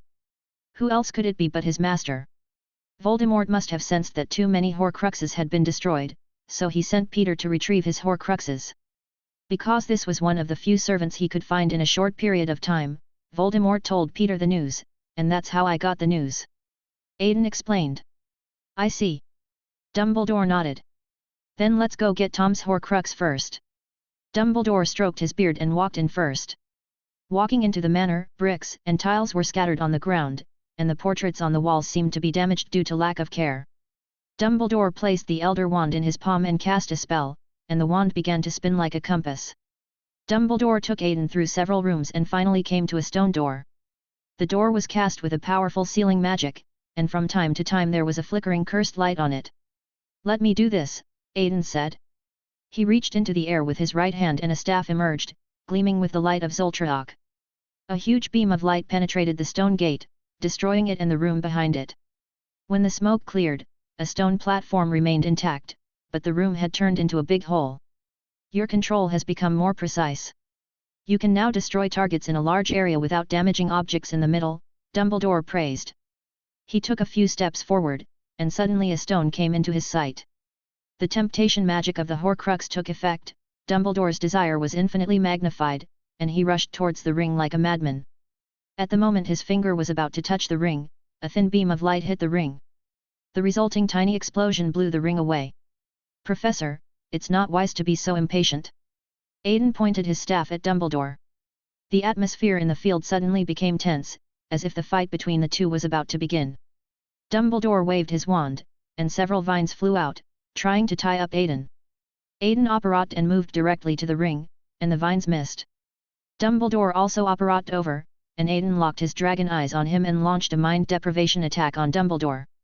Dumbledore was frightened by the sudden dragon's might, and his hand reaching for the ring froze in mid-air. Seeing this, Aiden hurriedly wrapped the ring with a special cloth, and Dumbledore finally came to his senses. "I'm sorry, Aiden, for a moment I felt like I wasn't myself." Dumbledore lowered his head. "You are not being honest. You are not telling the truth. You were the one who recognized the resurrection stone first." Aiden crossed his arms. "How come you?" Dumbledore frowned. "It's easier to see into a person's heart when their emotions are volatile," Aiden explained. "Okay, leave this thing with me for safekeeping for the time being." With a wave of his hand, Aiden took down the resurrection stone. Then he went to the Gaunt family cemetery and took out a little bit of Mara P. Gaunt's remains and put them in Peter's pocket. "When you wake up, you will forget everything, and only remember that a big hole was blown out of a special stone door," Aiden ordered Peter. I watched the dazed Peter get up, turn into a mouse and disappear into the night. "Humph, struggle as hard as you can, Senior Tom." Aiden lowered his hand gently, as if a large net was being pulled by him and started to move. Chapter 231, Transmutation Spell, Fierce Fire. Aiden and Dumbledore returned to Hogwarts and repeated their previous operations to remove the dirt on the resurrection stone. "Professor, you have to promise me that you won't commit suicide." Aiden held the ring in his hand and looked at Dumbledore seriously. "Okay, I promise." Dumbledore nodded. After getting Dumbledore's assurance, Aiden threw the ring casually, and Dumbledore stretched out his two hands to catch the ring. "Be careful, what if it breaks?" Dumbledore put the ring away very gently. "Hat." Aiden rolled his eyes and walked out of the principal's office. Ignoring the headmaster who was obsessed with playing with stones, Aiden decided to go find the cat, Professor McGonagall. When I knocked on her door, I saw Professor McGonagall enjoying her rare holiday time with a book in her hand. "Excuse me, Professor." Aiden handed over the completed paper. Professor McGonagall took the thick parchment and began to read. Her brows were sometimes furrowed, sometimes relaxed, and when she read the key parts, she would reveal a look of sudden enlightenment. Soon, Professor McGonagall finished reading the papers, sorted them out and put them aside. "Mr. Pruitt, did you name it?" Professor McGonagall asked excitedly. Not yet." Looking at Professor McGonagall's excited expression, Aiden knew what she wanted to do. "Then why not think of one on the spot?" Professor McGonagall handed over paper and pen. Super change." Aiden didn't know why the name suddenly flashed in his mind. Sure enough, Professor McGonagall's face suddenly became long, and she reached out to ruffle Aiden's hair. "Change. 1. Can you please give me some suggestions?" Aiden begged. Professor McGonagall withdrew her hand and felt that it felt very good, but I digress. She thought for a while and said, "Since it involves the transformation of the essence of an object, how about adding qualitative change to the name? Transmutation." Aiden touched his chin. "Qualitative transformation mantra." Professor McGonagall shook her head and completed the name for him. "That's great, let's make it this way." Aiden made the decision immediately. "I have to remind you, Mr. Pruitt, this kind of magic is not something that ordinary wizards can get involved in, so it is unlikely to appear in Hogwarts teaching." Professor McGonagall waved her wand and the envelope flew out, sucking the paper in. Then an owl flew in, picked up the envelope and flew away. "It's okay. My original intention was not to target students in school. After all, the research of these things requires too much effort and students can't afford it." Aiden shrugged. "Then I look forward to your masterpiece." Professor McGonagall picked up the tea and took a sip. "What masterpiece?" Aiden tilted his head. "Pruitt's Book of Transfiguration." Professor McGonagall narrowed her eyes. "Aiden. With a new mission, Aiden said goodbye to Professor McGonagall, and he regretted why he asked that one more question. But things have come to this point. After all, it is a very honorable thing to organize and publish one's own research results, so Aiden still took on the task of writing the book. On Friday, Aiden came to the room of requirement alone, ready to touch a keeper before the unforgivable curse. That is the fierce fire curse. According to the book The Most Poisonous Magic, the essence of the fire curse is not for the caster to directly create fire. It is a disguised summons, bringing destructive fire to the world. Fiend fire. A beam of blue flame flew out from the tip of Aiden's staff. Angkom Katopen, destruction, killing. The strange will contained in the flames emanated, and Aiden immediately used the 10,000 curses to extinguish them. A flame that contains the power of the mind. Aiden immediately recognized what the fluctuation was. But, where have I seen this familiar rhythm and fluctuation before? The operator's excellent control over himself made Aiden instantly remember the source of this sense of déjà vu. King's Sport. The King of the Deep Hell. Aiden exclaimed. Yes, you have found the highlight, blind student. The system teased. System? Do you know something? Aiden asked. In all the years that the Deep Realm Kings have existed, it's impossible that no one has conducted research on them. The system seemed to be suggesting something. Even a weak, pitiful, and helpless system like this one can help you separate the extraordinary characteristics of the Dreamweaver from the resentment. There is no reason why there has never been such a genius among wizards who can directly rewrite the present world, so what is a mere hell? Besides, aren't you in the Department of Mysteries also using the body of the Deep Lord? The system narrated this shocking secret in a calm tone. That's true. No, you now have the characteristics of a Dreamweaver. Aiden grasped the key point in the system's words. Yes, I wanted to wait until your potion was digested before telling you. The system replied. What else do you know?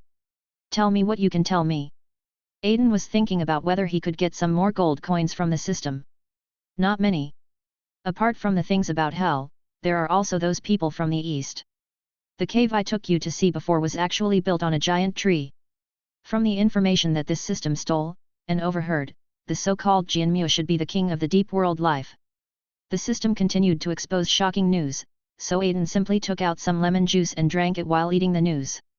They are awesome. Aiden couldn't help but applaud. There is nothing else.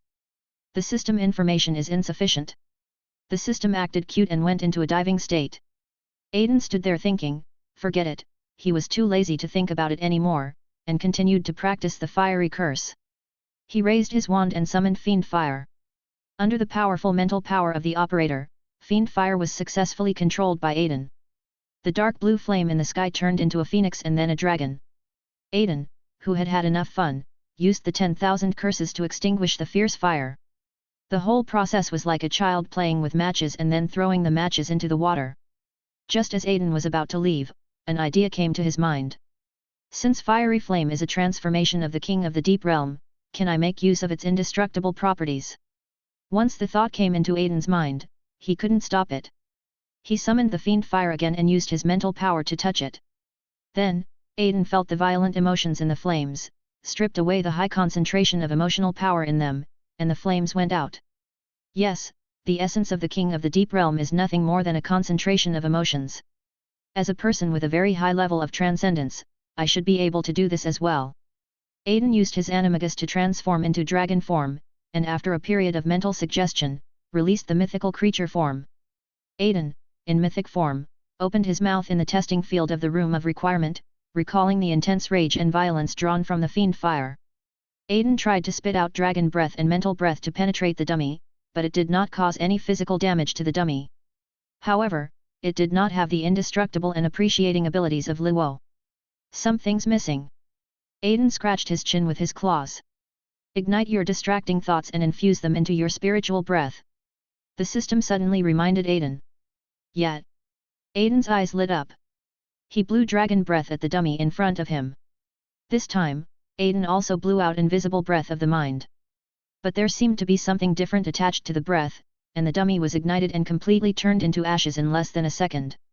Done. Aiden changed back to his original form, nodded with satisfaction, packed up his things and returned to the Ravenclaw Tower. Chapter 232. Reminder, Knowledge, Night Tour. On Saturday evening, Hermione, feeling somewhat better, took Harry and Ron to the library to look up information, trying to uncover the secret of the golden egg. Ron was playing with exploding cards on the side, and Aiden was sitting opposite him with a book. Suddenly, Ron's cards fell and flames appeared. Aiden waved his hand lightly to suppress the flames on the cards. The sound of a snap of fingers echoed, and Aiden sealed Ron, Hermione, and Harry into a silent spell. The protective circle formed by the spell cut off the connection between the few people and the sounds from the outside world. Ron, what are you doing? Are you going to let Madame Pants come and kill us? Aiden rolled his eyes. Well, it's your fault that you always stay here. If we had figured out the secret of the golden eggs, we would have told you about it, Ron said confidently. Oh, really? Then let me ask you, what kind of animal language is the sound inside the golden egg? Aiden raised his eyebrows. Ron was speechless for a moment. Wait, you know this is the language of some creature. Hermione understood what Aiden meant. Hee, you know. Aiden stretched, lifted the spell and left. What does he mean? Why does he seem weird? Ron asked in confusion. Harry reached out to stop him, but it was too late. Madame Pants appeared behind the three people like the wind, and then the three people were blown out of the library. Hermione, did you understand what Aiden meant? Harry asked puzzled. He came to remind us of the clue about the golden egg. Harsh language? I need to go back and check it out. Hermione lowered her head, recalling the knowledge in her mind, then left the two of them and left. Aiden walked out of the library and prepared to go to the room of requirement. Just tell Harry the news like that? Aren't you a match for him? An old voice came from behind. Have you had enough of playing with rocks? Aiden teased. The living should not envy the dead, and I still have things to do. A firm look flashed in Dumbledore's eyes. It seems that the sadness on the stone has not infected you. Aiden nodded. Let's not talk about me. You haven't answered my question yet. Dumbledore brought the topic back to Aiden. Because there are foreign enemies, Professor. Aiden narrowed his eyes. Oh, Bose Batons and Durmstrang, said Dumbledore. Yes, although Harry and I are competitors, on a higher level, we are both warriors of Hogwarts and have the same opponent.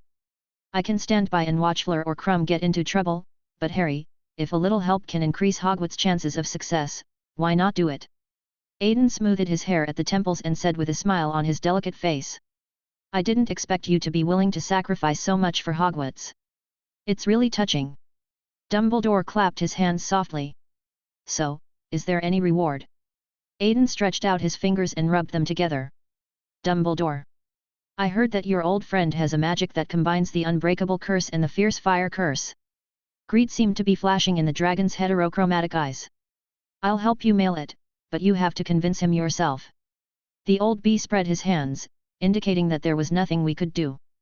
That's enough. On the other side, Hermione rushed back to the room and began to look for her copy of 1,000 Languages. Soft singing in the water and shrill screams on the shore, that's it. Hermione successfully found the answer from the book. She ran into the boys' dormitory and kicked open Harry and Ron's door. Bloody hell, this is a boys' dormitory. Ron, who had taken off half of his clothes, immediately picked up the clothes on the ground. Harry, wearing only a pair of shorts, wrapped himself tightly in the quilt. Hermione didn't care about anything else and went straight to Harry's bed. I found it. The sound playing inside the golden egg is the language of mermaids. We need to put it in water to hear normal sounds. Hermione reached out to pull at Harry's quilt, but Harry wrapped himself tighter. Hermione, you should go out first, at least let them change their clothes. Neville helped from the side. After a lot of commotion, several people dressed up. Seamus brought a bucket of water, and Harry soaked the golden egg in it and turned on the button. The others immediately covered their ears the moment the golden egg opened. But this time, there was no shrill scream, but instead a gentle singing voice. Hermione cast a loud voice on the bucket, and the singing echoed throughout the dormitory. Go find us where our voices come from, we cannot sing on the ground. You have only 1 hour to retrieve the treasure we have taken. That's so cool. Seamus was very excited. Only 1 hour, and underwater. What should I do to stay underwater for an hour? Harry frowned. Maybe you could use the summoning charm to summon a set of diving equipment directly from the Muggle town. Ron suggested. No, that's too obvious. The flying diving equipment will be discovered by Muggles and then will be exposed. Hermione rejected it decisively. Then what do you say we should do? Ron's proposal was rejected, and he threw the question to Hermione. Well, turn Harry into a submarine, drain the Black Lake. Oh, and you can get information from Sirius and learn how to turn into a frog through Animagus. Hermione slapped her head and had an idea even more outrageous than Aidan's. That'll take a month. You might as well suggest that Harry stick his head into the water and convince the mermaid to bring up the treasure. Ron rolled his eyes. No, we have to check the library. Hermione said, unable to think of a solution. But curfew is about to begin. Neville reminded. But Harry doesn't have much time left. There are only 3 days left. Seamus echoed, looking eager to try. Ron, Hermione, follow me. Harry took the invisibility cloak, the Marauder's map and the golden egg, and went to the library with his 2 friends. In the library, Ron, Hermione, and Harry tried for a long time but failed to find the corresponding information. Finally, the 3 of them were so sleepy that they had to return to the Gryffindor common room. On the way, because the 3 of them were in such a hurry inside the invisibility cloak, Harry's leg got stuck in the disappearing invisible stairs. The golden egg and the map fell to the ground with a sharp sound. Turn it off. Harry called out hurriedly, and Ron snatched the golden egg back and closed the lid. But it was too late. Filch and Snape, who had heard the noise, came from both ends of the corridor, casting fluorescent spells at the same time. Oh, Professor Snape. Filch bowed to Snape. It seems that there are students here. Snape discovered something with his powerful perception. Well, shall we check the corridor together? Suggested Filch. It is good. Filch held up the lamp and looked around. Snape raised his wand, and just as he was about to cast a spell, Moody arrived. Chapter 233, Rescue and Capture. Moody used his magic eyes to see through the trio in the corridor and stopped them. What are you doing? Well, this is Mad Eye. Snape narrowed his eyes. Are you going to perform some dark magic again? Moody came over. Humph, it has nothing to do with you. Snape snorted coldly, put away his wand and turned to leave. The remaining Filch did not dare to conflict with Moody because he had heard of his name. Argus Filch, I've heard of you. Aren't you a squib? Why do you have magic powers? Moody walked over and observed Filch with his magical eye. Oh, this. Filch stammered. Tell him, Argus. A gentle boy's voice sounded in his mind. I took part in Mr. Aidan Pruitt's experiment, said Filch. Experiment? There is actually such a thing. What is the success rate? Moody's hand holding the crutch was shaking a little. Less than 1%, and all losers die.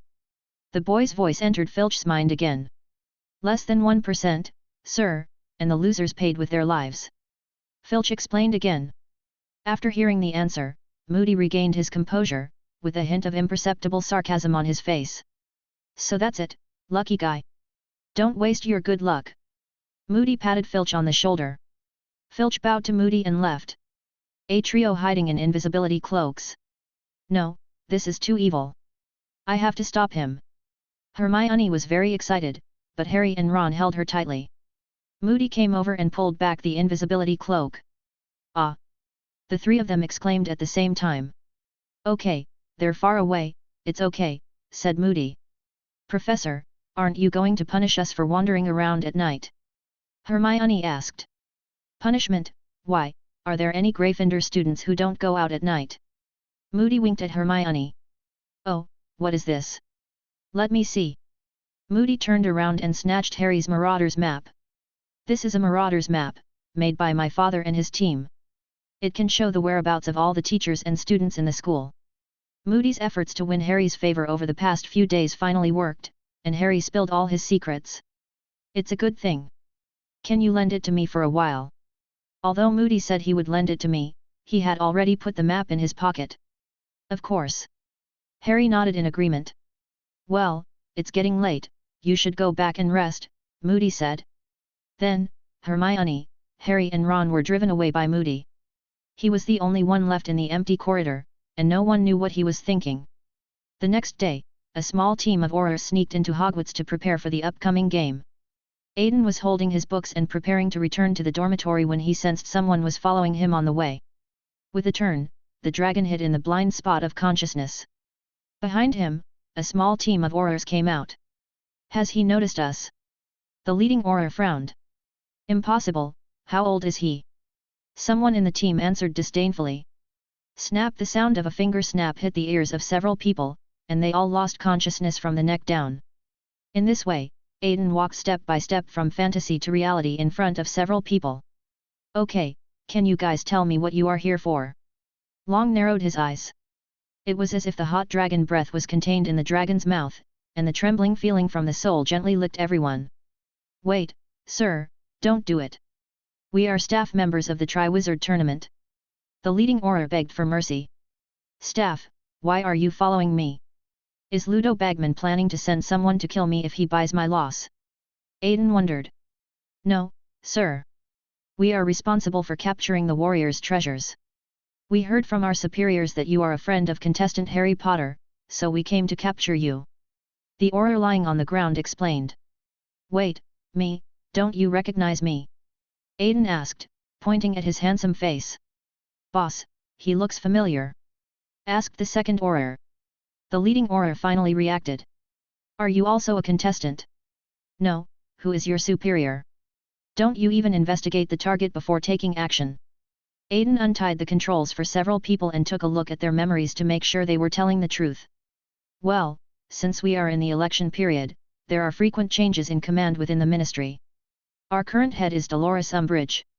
Hearing a disgusting name from the leading Auror, Aiden shook his head. Let's go, I'll go catch some people with you.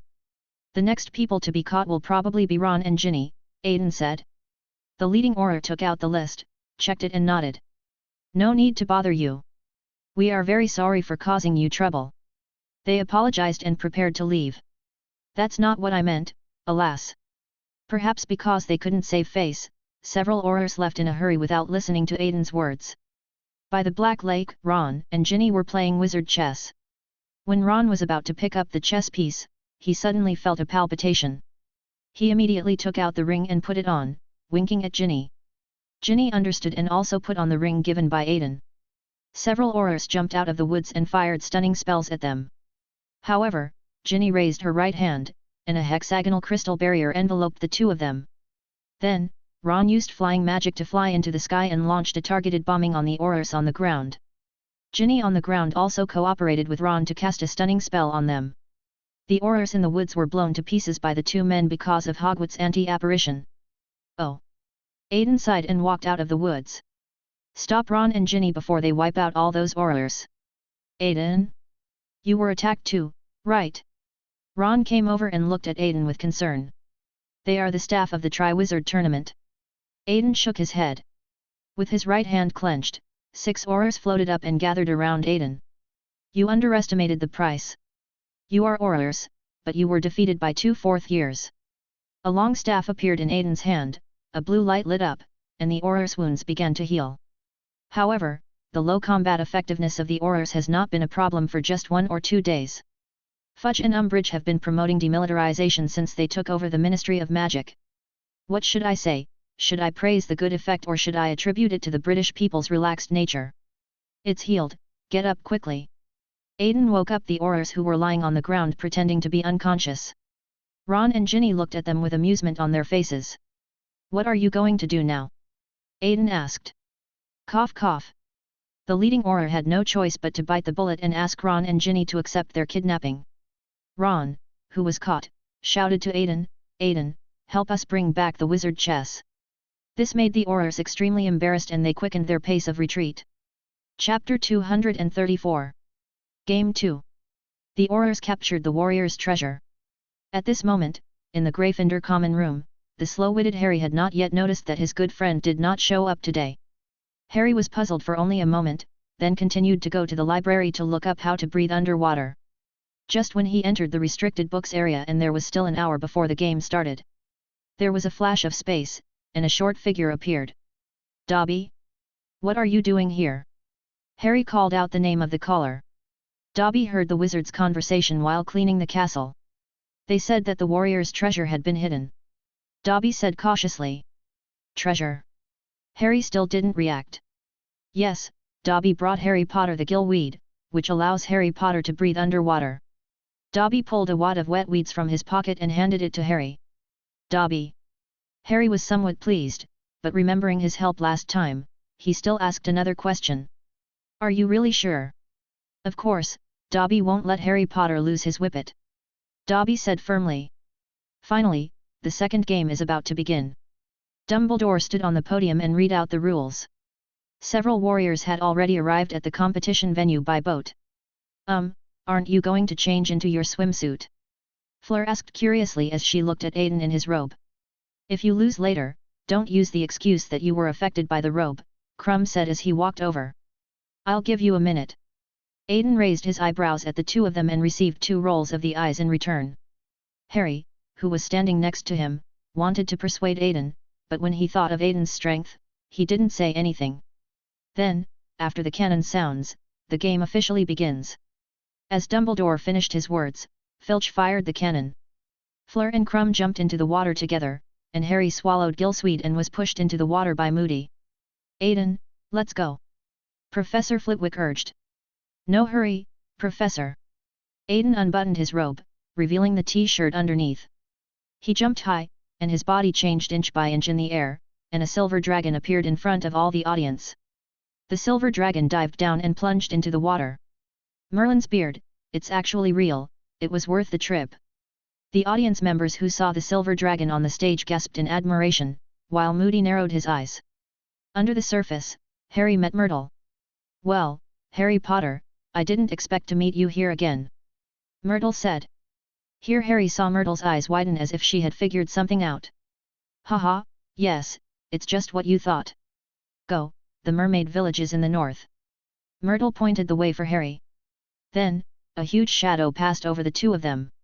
Harry looked up and saw a silver shadow. Aiden turned around and blinked at Harry who was lying in the water grass. The mermaid village is surrounded by ancient buildings and has a wide square in the middle. The warriors' treasures are not tied up in the square. Dragon! The mermaids stationed around roared when they saw Aiden. Aiden swam in so arrogantly, and no mermaid dared to approach him. Arriving at the central square, Aiden saw Ron, Ginny, and Hermione tied up, and he stretched out his claws, ready to take them away. However, whether out of courage or trust in Dumbledore, an old mermaid stood up. Mighty dragon, please listen to me. The claw stopped in front of the mermaid, and with Aiden's mind and body sensing, he instantly understood what the mermaid meant. Thank you for your kindness, Long. You should also be a contestant of Hogwarts. As the staff of the competition, we still need to maintain the rules of the competition, so you can only bring one. The old mermaid finished her words tremblingly. But these are my family and friends, Aiden raised an eyebrow. We swear to you that we will ensure their safety. If anything goes wrong, you can come back at any time and destroy our village. The mermaid swore. Okay, come on. Aiden picked up Ginny and started swimming back. Seeing Aiden leave, everyone breathed a sigh of relief. The moment he rushed out of the water with Ginny, the spell on Ginny was broken. Ah! Ginny immediately struggled when she found herself being held by something. Ginny, it's me. Aiden's voice went straight into her mind. Aiden.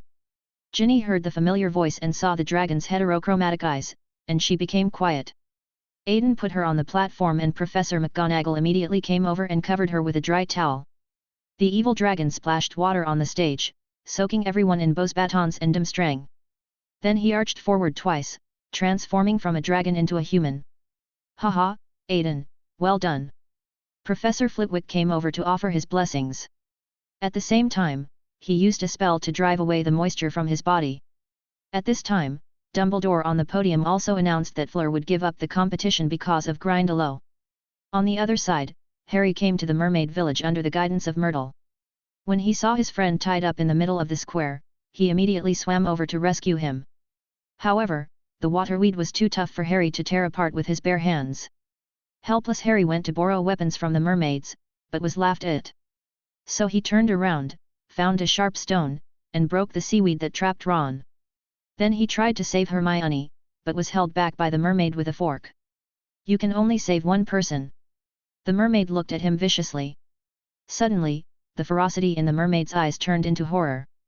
Harry turned around and saw a shark swimming over. The shark bit through the rope that bound Hermione and carried her to the shore. Harry stood there, looking at Ron and the only remaining Gabrielle, and made a secret decision. He also used stones to untie Gabrielle's water plants and tried to float up with the two of them. Stop! The mermaids rushed over with pitchforks in hand. Harry pushed the two of them forward, took out his wand, cast several stunning spells, and sank several mermaids. This seriously slowed down Harry's time, but it also brought him some benefits. The mermaids immediately became cowardly, put away their forks and watched Harry leave. On the water, Aiden sat on the edge of the platform and paddled in the water with his feet. Krum emerged from the water first with Hermione, followed by Ron and Gabrielle. Aiden waved his wand and brought several people ashore, and the professors next to them immediately covered them with towels. Everyone was paying attention to the water surface because they knew that the last person had not appeared. Finally, Harry broke through the water and Aiden and Dumbledore both noticed a hint of loss in Moody's eyes. Dumbledore used the sharp mermaid language to communicate with the leader of the mermaids, who was trying to stop Aiden. After learning what happened underwater, Dumbledore called the judges together. Krum kept asking Hermione about her well-being, while Hermione was concerned about the two older children. Harry. Hermione took off her own towel and put it on Harry. Sorry, Hermione, I'm late. I'm the last one. Harry said a little sadly. Second to last, Fleur didn't even pass the Grindylows. Hermione patted the eldest child's head. Fleur also gave Harry and Ron 2 kisses of gratitude for saving her sister. The displeasure in Hermione's eyes when she was pushed away. Aiden looked at this scene in amazement, and lamented in his heart the complicated relationships between the people. Chapter 235. Attention! Dumbledore cast a loudspeaker spell over all the students. According to our judging panel, one student who returned to shore, Aiden Pruitt, demonstrated unparalleled transfiguration skills. So he'll win by 47 points. As soon as Dumbledore finished speaking, the Ravenclaw wizards applauded and cheered for Aiden. Then, Harry Potter, although he was a little late, showed unparalleled moral character in the process. After being recognized by the vast majority of judges, he scored 45 points and came in second place. The Gryffindor wizards cheered, rushed over to Harry, lifted him up, and threw him repeatedly into the air. Karkaroff on the side kept making paw gestures to Dumbledore. Next, we believe that the warriors of Durmstrang also demonstrated impressive transfiguration skills in the competition and rescued the treasure. Therefore, he received 40 points for third place. Krum, Krum, Krum. The students of Durmstrang shouted his name in unison and cheered him on. Finally, our Miss Furong, although she did not complete the treatment. But we are still moved by her courage in standing up to Grindylow. So we'll give her 20 points for fourth place. Madame Maxime hugged Fleur and patted her back to comfort her. After the second game, Barty Crouch sent congratulations to the two from the shore. Congratulations, Mr. Pruitt and Mr. Potter, for your wonderful magic and noble morals. Thank you. Harry thanked Barty Crouch and followed the twins away. Oh, Mr. Pruitt, seeing you reminds me of your father, that brave young man. Batty and Aiden were chatting, and Moody, seeing their intimate conversation, also interrupted. You're not trying to tempt him to do an internship in your department during the summer. Moody licked his lips habitually while speaking, and this action was noticed by Old Batty. Old Batty came closer and looked at Moody with wide eyes, but Moody's eyes were a little evasive. Haha, the International Cooperation Department is a good place, isn't it? My brother is doing an internship there. Aiden's insertion eased the tense atmosphere between the two. Oh, yes. Batty shook his head and continued to lead Aiden forward. Mr. Crouch, I'm sure you've already seen that. Aiden said meaningfully. At the same time, the power from Sequence 4 brought the two into a blind spot of consciousness. What are you talking about? Old Batty's voice trembled a little. Moody is Barty Jr., your son. Can't you tell that? Aiden raised his eyebrows. No. He's dead. Old Batty was still being stubborn. Come on, Mr. Crouch, there are few people in this world who can hide their souls from me. Aiden tapped his index finger lightly, and his dragon eyes penetrated into Old Batty's heart. What do you want? Batty said deflatedly. Nothing, I just wanted to talk to you.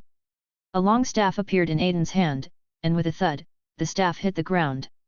Two sofas appeared on the ground, and Aiden raised his hand to signal him to sit down. There's nothing to talk about. He's a loyal supporter of the mysterious man. I should eliminate him.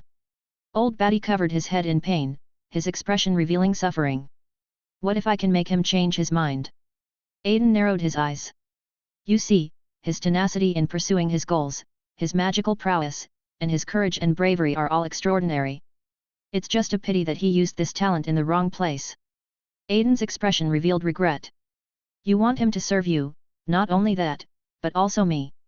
Do you want to be the next Dark Lord? Batty's voice trembled, and he was horrified to find that another talented young man had different ideas. But this time, we followed destiny and justice, and did not kill to achieve our goals. Why did we become the Dark Lord? Aiden waved his hand, and the woods around him began to fold. Department of Mysteries, Lord of the Deep, the Converter, Perfect Werewolf. All of Aiden's past achievements appeared before old Batty one by one. Wouldn't it be nice to let your son break free from the corrupt and ignorant pure-blood ideals? Aiden raised his hand to old Batty. Join us, join this evolution, for a better future. The surrounding scenes froze at the moment when Aiden shot the arrow of love through the King of the Deep. Old Batty was so shocked by these scenes that he was speechless, and his mind was struggling violently. Aiden's remarks were a subversion of the principles to which he had adhered and to which he had devoted his life. However, he unconsciously felt a little secretly happy in his heart. It is the yearning for his son and all the beautiful future. Once hope arises in a person, even the strongest wall will collapse. Old Batty lowered his head, took the hand that Aiden extended, and kissed his hand. Very good, you made a wise choice. Aiden nodded. So, what should I do? Asked old Batty. I need you to be quiet for once. Aiden smiled. That night, Harry, who had gone to Hagrid's house with the twins to celebrate, was preparing to return to the castle. Hagrid was drunk and kept talking nonsense. I remember the first time I met you, it was 4 years ago. You are the most unsociable freshman I have ever seen, reminding me of when I was a kid. Harry and the twins, who were walking in front of Hagrid, suddenly stopped and Hagrid knocked them off balance.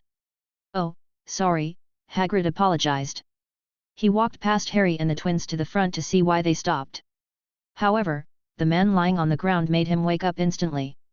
Mr. Barty Crouch. Hagrid, Harry and the others hurriedly took Barty to the hospital wing. Meanwhile, an owl flies to the Ministry of Magic with a letter. When Harry rushed to the headmaster's office, there was a heated discussion going on inside. This is ridiculous, Dumbledore. At this time, we need to draw courage from our leader. A sweet voice spoke. Then you should go out and show yourself. A clear young voice sounded. The Triwizard Tournament cannot be cancelled, otherwise everyone will just think the Ministry of Magic is a coward. The sweet girl spoke again, and Harry came to the door. True leaders do what is right and don't care what others think. Harry was very familiar with this voice, it was Dumbledore. Excuse me, there's someone eavesdropping at the door. Moody took out his wand and opened the door. Oh, Harry Potter, nice to meet you. I'm Dolores Umbridge. A pink toad rushed out, ready to shake hands with Harry. Professor, I can come later, said Harry. Oh, no, I have something to discuss with Madame Umbridge, you and Aiden play here, I'll be back soon. Dumbledore walked out, followed by Umbridge. Aiden reached out his hand and beckoned to Harry, and as Dumbledore left, he reminded him. Well, you can eat as much licorice as you want, but be careful, the taste is a bit strong. Moody then left as well, leaving Harry and Aiden alone in the office. Chapter 236. Memory, Judgment and Plan. In the office, Aiden leaned back on the sofa. Fox came over and rubbed against him, and Aiden reached out and stroked its fur. Aiden, what's going on? Harry asked curiously. As he walked toward the sofa, he reached out to grab a handful of licorice candy. I suggest you not to catch that thing. It will bite you, said Aiden. Harry's hand froze and stopped outside the bowl. Come on, Dumbledore wants you to see what happened 50 years ago. Aiden patted Fox and stood up after it flew away. He raised the wand in his hand, and the cabinet next to him opened, and a meditation basin slowly extended out from it. What is that? Harry asked puzzledly. The Pensieve, an alchemical tool that can be used to view other people's memories. I need a tool just to view a memory. Aiden muttered. What? Harry didn't hear Aiden's mumbling behind him. Nothing, let's get started. Aiden pulled Harry to the pensieve and took out the glass bottle in his hand. Putting the memory into the pensieve, Aiden pulled Harry in. Ah! Harry felt a sense of falling and soon he fell onto the chair. There was a circular courtroom surrounding him, and Dumbledore was sitting next to him. Professor! Harry held out his hand and tried to talk to Dumbledore. But his outstretched hand actually passed through Dumbledore. It's just a memory, we can't change anything. Aiden sat behind Harry.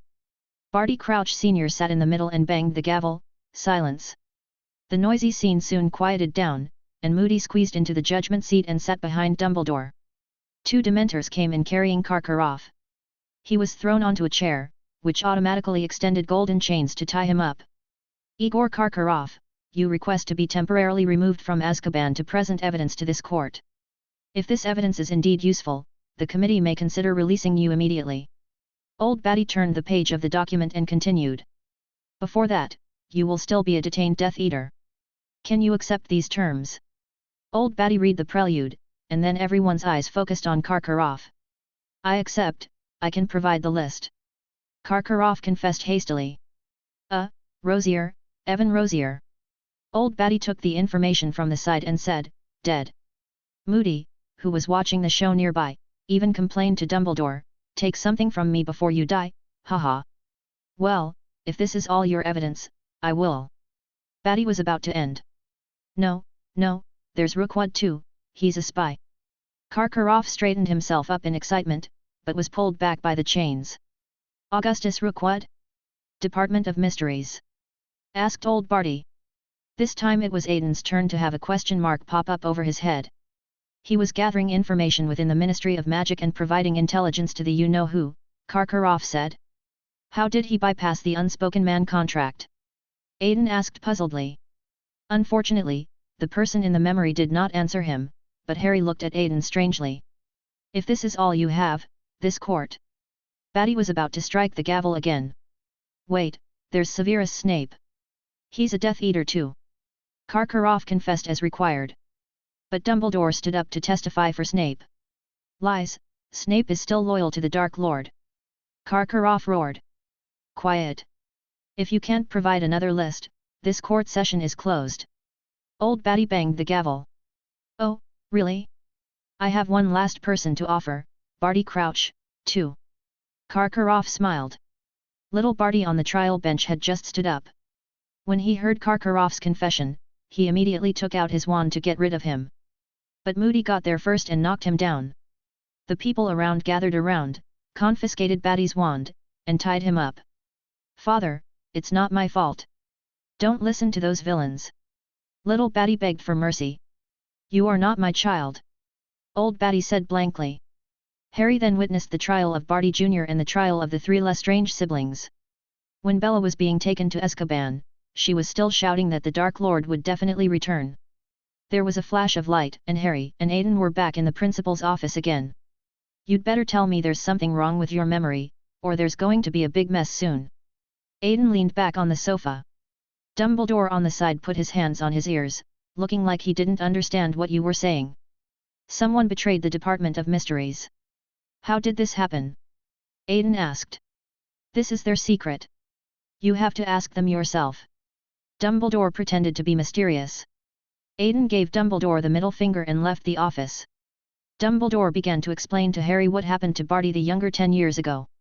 On the other side, inside the Ministry of Magic, Umbridge brought her people back to the Ministry.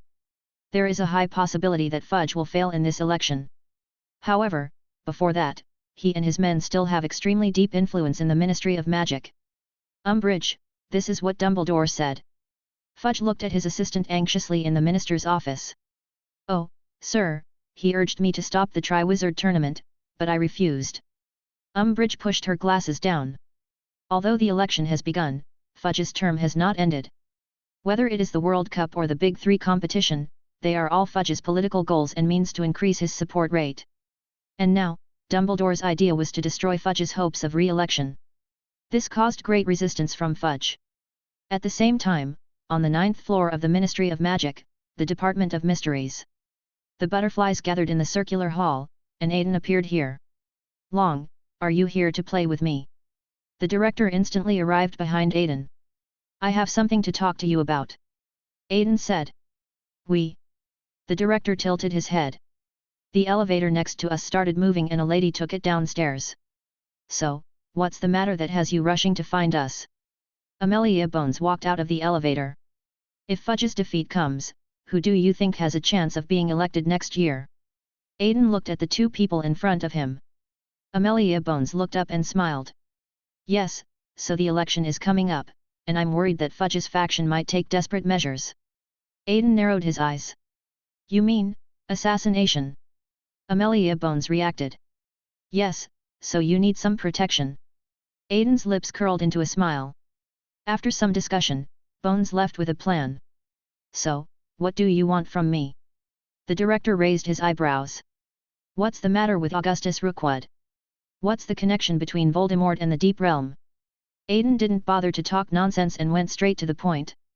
It's a long story. The director took Aiden to his office. Chapter 237, Deep Tide, Surveillance and Manipulation. In the office, the director handed Aiden a glass of lemonade. Hurry up and stop talking nonsense, the audience is waiting. Aiden urged. Yeah, young people are just impatient. The director picked up a piece of snack. Voldemort, why do you think a half-blood wizard and muggle who inherited some of the Gaunt heritage has such a huge influence? The director crossed his hands and rested his chin on them. Isn't it because the pure blood of Britain is becoming weaker and weaker that a representative is nominated? Aiden thought for a while and replied. Yes, but only a part of it. What do you think the development of the whole world will be like? The director asked another question. From order to chaos. Aiden thought of something. But didn't he join the Council of Attendants? Aiden wondered. So this is the tricky part. For thousands of years, there has been no shortage of powerful wizards who have studied the King of the Deep Realm, and then divided and used their power. Dongxia's Jianmu, our Luo, and your transformation ritual all prove that the King of the Deep Realm can actually be used. There was fatigue in the director's voice. So Voldemort deconstructed chaos and used it. Aiden raised an eyebrow. No, of course he doesn't have that ability. How can a mind that pursues power resist the temptation of the King of the Deep Realm? The director shook his head. You mean? A light bulb went off in Aiden's mind. Salazar Slytherin. The director said a familiar name. In his later years, Salazar had a quarrel with his friends. According to outside records, he was unhappy about the Muggle wizards entering the school. However, in that era when magic was still taught in a master-apprentice mode, how could he become friends with the other three legendary wizards if he adhered to such a ridiculous concept? The director said, pulling out an ancient parchment with a portrait of Salazar Slytherin himself and handing it to Aiden. So, their real dispute revolves around the Lord of the Deep, Aiden muttered. The being that the four giants could most easily reach in that chaotic era was the King of the Deep Realm Chaos. Salazar proposed a more extreme plan, and it was implemented to a certain extent. What did he do? Aiden asked with some interest. He scattered the chaotic fragments he and the other three giants divided among the Muggles. The director revealed. Cough. Aiden choked as he picked up the lemon juice. No, this is not extreme, this is crazy. Aiden wiped his mouth with paper. Not really. The four of them have built an extremely powerful secret ritual in Hogwarts. As long as the Muggles remain in chaos and cannot form an effective organizational system, then they will remain backward and ignorant for a long time, while wizards born from Muggles will be protected by the secret rituals after entering Hogwarts, thus staying away from the harm of the King of the Deep World. Aiden frowned after hearing this and discovered the problem. However, this would also greatly enhance the power of stupidity, thus forming the tide of the Deep World, so the other three giants vetoed it, right? Aiden, who had a considerable understanding of the Sea of Embers on the second layer of the Abyss, understood the whole story. Yes, after the dispute broke out, Slytherin ran away alone and went to America to continue his research. As for what he did there afterwards, no one knows. The director finished his story and looked at Aiden, waiting for his questions. So, 2 questions. First, what did Slytherin leave behind on the mainland, and second, how deep is Voldemort's integration with chaos? Aiden asked. Let's talk about the first one first. Salazar Slytherin should have left all his research records in Hogwarts. So according to our speculation, the rituals performed by Voldemort were deduced from them. The director took a sip of red tea, paused and continued. Secondly, after completing the integration with the King of the Deep Realm, he still retains a certain degree of rationality. He can almost be regarded as the incarnation of the King of the Deep Realm in the human world, but his ability to modify reality will be greatly weakened. The director explained the problem clearly in a few words. How much harm would it do if we let him go? Aiden thought, stroking his chin. Do you want to borrow him to complete your plan? The director figured out something after seeing his expression. Well, I have a suggestion.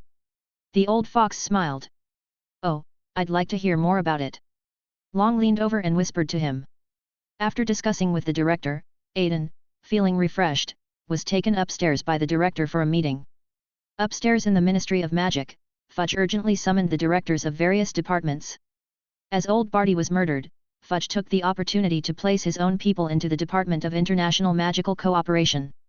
At this time, 4 of the 7 departments of the Ministry of Magic, including Sports, Transport, Cooperation, and Magical Creatures Management, have returned to Fudge's control. In the meeting convened by Fudge, he denounced Batistuda's inaction and put all the blame for the mistakes in the World Cup on Batistuda. At the same time, Fudge forcibly assigned the orders he had to various directors on the grounds of protecting their safety.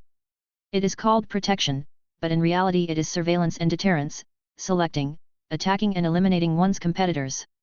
After the meeting, in the Department of Mysteries, the director's office. Long, look at him, look at him. The director who came back started to throw a tantrum. Why should I look at him? I'm not the one being monitored anyway. Aiden watched the joke from the side. I don't care. If you don't help me, I will go to your school to harass you every day. The director grinned evilly. Where did you come from, you pervert? Aiden held his forehead with his hand. I will also bring the ladies from the Department of Mysteries with me, and then we will hold cheering activities in front of your school every day. The director risked his reputation, although he didn't have much left. Chief, hello. Okay, I'll help you. Where is the person? Aiden said. Just wait a minute, it should be here soon. The director, who had been throwing a tantrum just now, sat up immediately. Looking at his shameless appearance, Aiden couldn't help but sigh. Knock knock. After a while, the door was knocked and a strong dark-skinned man walked in. Hello, Mr. Director of the Department of Mysteries. I am Kingsley Shacklebolt, and I have been ordered to come here to protect you. Kingsley said. Now it was the turn of the 2 guys who were about to do something bad to freeze. What's wrong? Is there something on my face? Kingsley asked puzzled. Well, did you apply to come to the Department of Mysteries on your own initiative? Aiden asked. No, we just drew lots up there, what's the matter? Kingsley replied. Hurry up and erase his memory. The director and Aiden huddled together and whispered. He's from the Order of the Phoenix, Aiden retorted. Don't you have the ability to manipulate other people's minds? Just give him one. At worst, you can untie him later. Suggested the director. Okay. After thinking for a while, Aiden reluctantly agreed. Kingsley saw the 2 men finish their discussion and walk towards him. Sorry, man. Aiden tried to pat his shoulder, but could only pat his waist. Then, Kingsley felt a darkness coming, and then he lost consciousness. When leaving, Aiden helped Amelia Bones solve the troubles around her and then returned to Hogwarts. Chapter 238. When Aiden returned to Hogwarts, Transfiguration dropped a huge bomb. Countless reporters flocked to Hogwarts, the most conspicuous among them was Rita holding a quill. Professor McGonagall skillfully dealt with the reporters' cameras and kept glaring at Aiden. Mr. Pruitt, come to my office later. Professor McGonagall, who was surrounded by the crowd, said this and then began to deal with the interviews with reporters with all her strength. Aiden could only wait for her in her office, and soon Professor McGonagall came in. Mr. Pruitt, take a look at this. Professor McGonagall took out a document. Department for the Prohibition of the Misuse of Magic. Aiden took the document, looked at it, and read out the words on it. Restriction Order. After evaluation by the Department of Prohibition of Abuse of Magic, your magic is extremely dangerous and may become a destabilizing factor. Therefore, the spread and use of this magic needs to be restricted. They banned my magic. Aiden raised an eyebrow. It's just not allowed to be widely spread, and learners need to register with the Ministry of Magic, similar to animagus. Professor McGonagall explained. Humph, anyway, they don't know I'm teaching them secretly. Aiden raised his lower lip with a disdainful expression. Then a pair of tiger claws pressed down his head. Don't disobey the order. Yes, yes. Aiden nodded quickly. Professor McGonagall let go of her hand after getting the answer she wanted, but she was a Gryffindor, and she knew what she meant. After leaving the office, Aiden came to the gate of Hogwarts. The final was about to come, and Hogwarts invited the families of the warriors to watch the game. The Weasley family, as the only family of the two warriors, missed, were naturally on the invitation list. A crowd stood in front of the gate of Hogwarts to welcome the visitor, and in the sky a Thestral pulled a carriage towards him. After a while, the carriage stopped in front of him and several familiar faces got out of the carriage. Aiden! Mrs. Molly rushed over and gave Aiden a hug. Then, in the next second, there was a seamless switch, grabbing Aiden's ears. How dare you, sneaking past Dumbledore's restrictions and fighting a dragon? Do you know how worried I am? No, Aunt, I was wrong, really wrong. Aiden begged for mercy quickly. Bill and Charlie were laughing on the sidelines.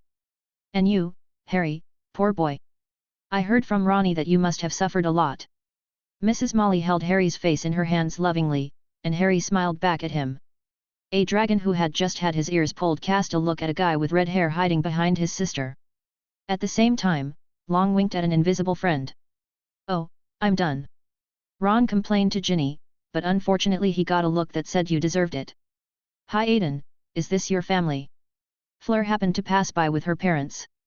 Yes, the ones holding Harry are my uncle and aunt, and this is my brother Bill. Aiden nudged the stunned Bill with his elbow. Oh, hello, I'm Bill Weasley. Bill held out his hand to Fleur. Fleur, who was always silent to others, rarely extended her hand and shook it back. Hello, I'm Fleur Delacour. Fleur then walked into Hogwarts with her parents. Come back to your senses.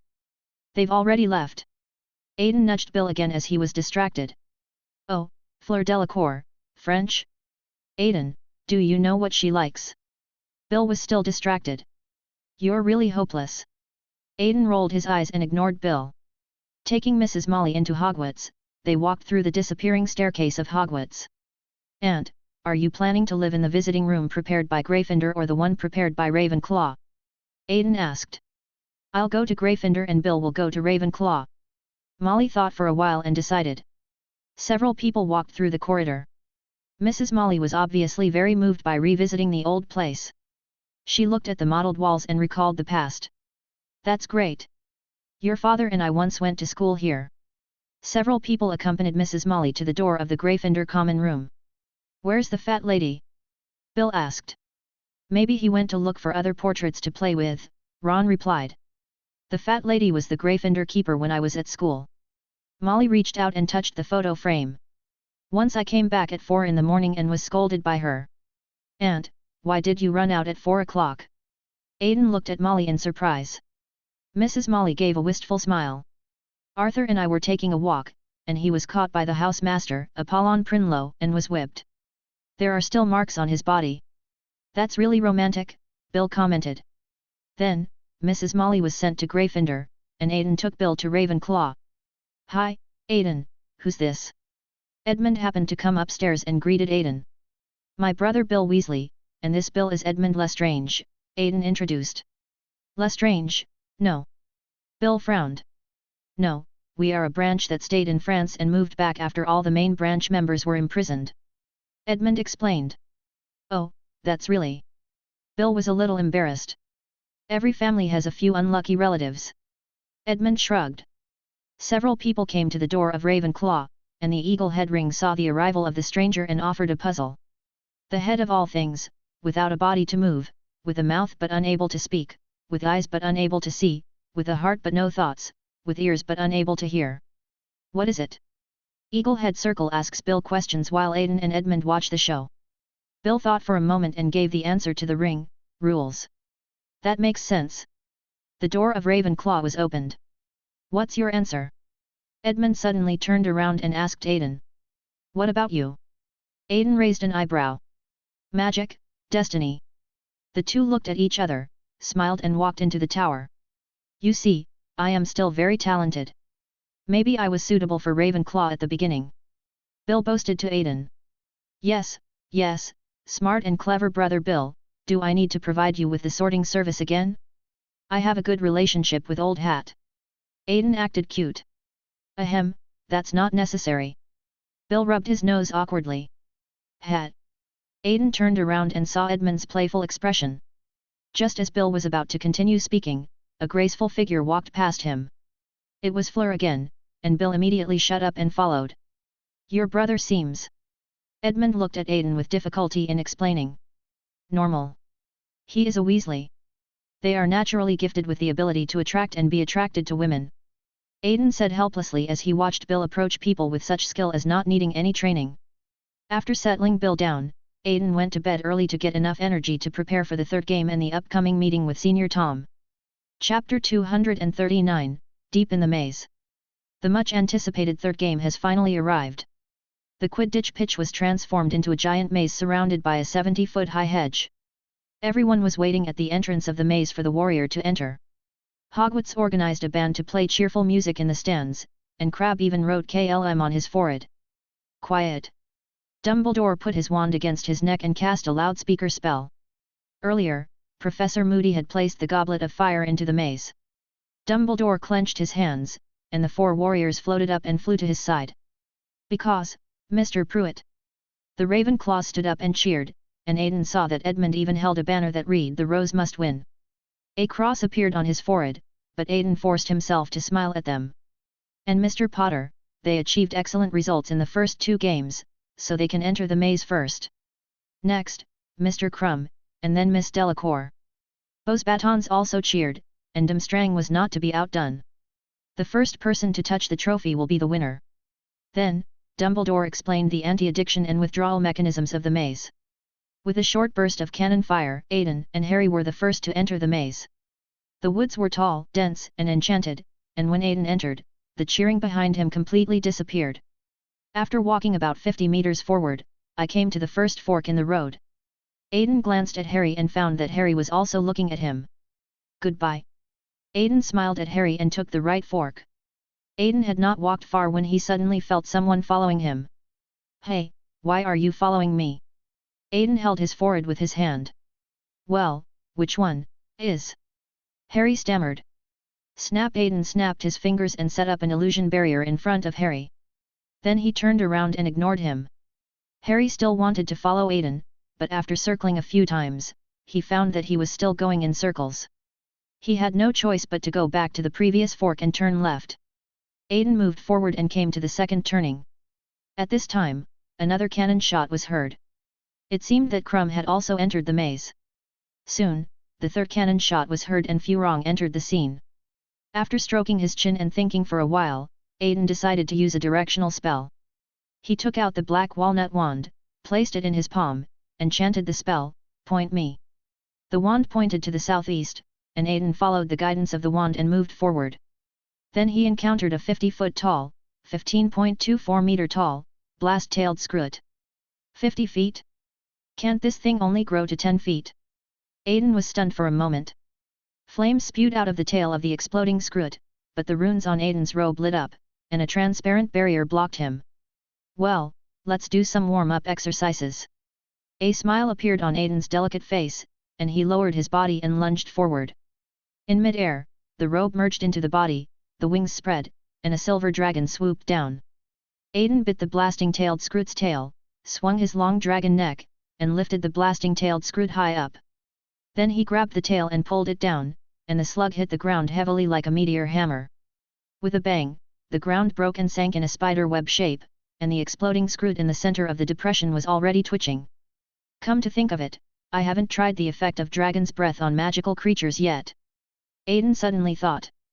Then, the silver-white dragon cast its malicious gaze towards the blasting-tailed Skrewt in the middle. He opened his mouth and the magic power began to flow along the magic track of the dragon. Aiden felt something gathering in his mouth. Oh, bah! A big mouthful of saliva, no, a big mouthful of dragon breath was sprayed out by Aiden. A ball of blue light flew out of Aiden's mouth, and the blasting-tailed Skrewt that was hit immediately began to freeze. After a while, a huge piece of ice appeared in front of Aiden. Hey, they are fire dragons, and I am an ice dragon.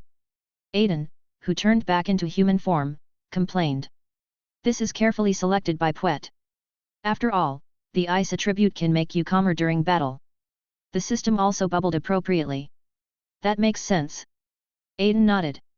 Aiden bypassed the blast-tailed Scroot and continued forward. On the other side, Harry turned left and encountered a Dementor.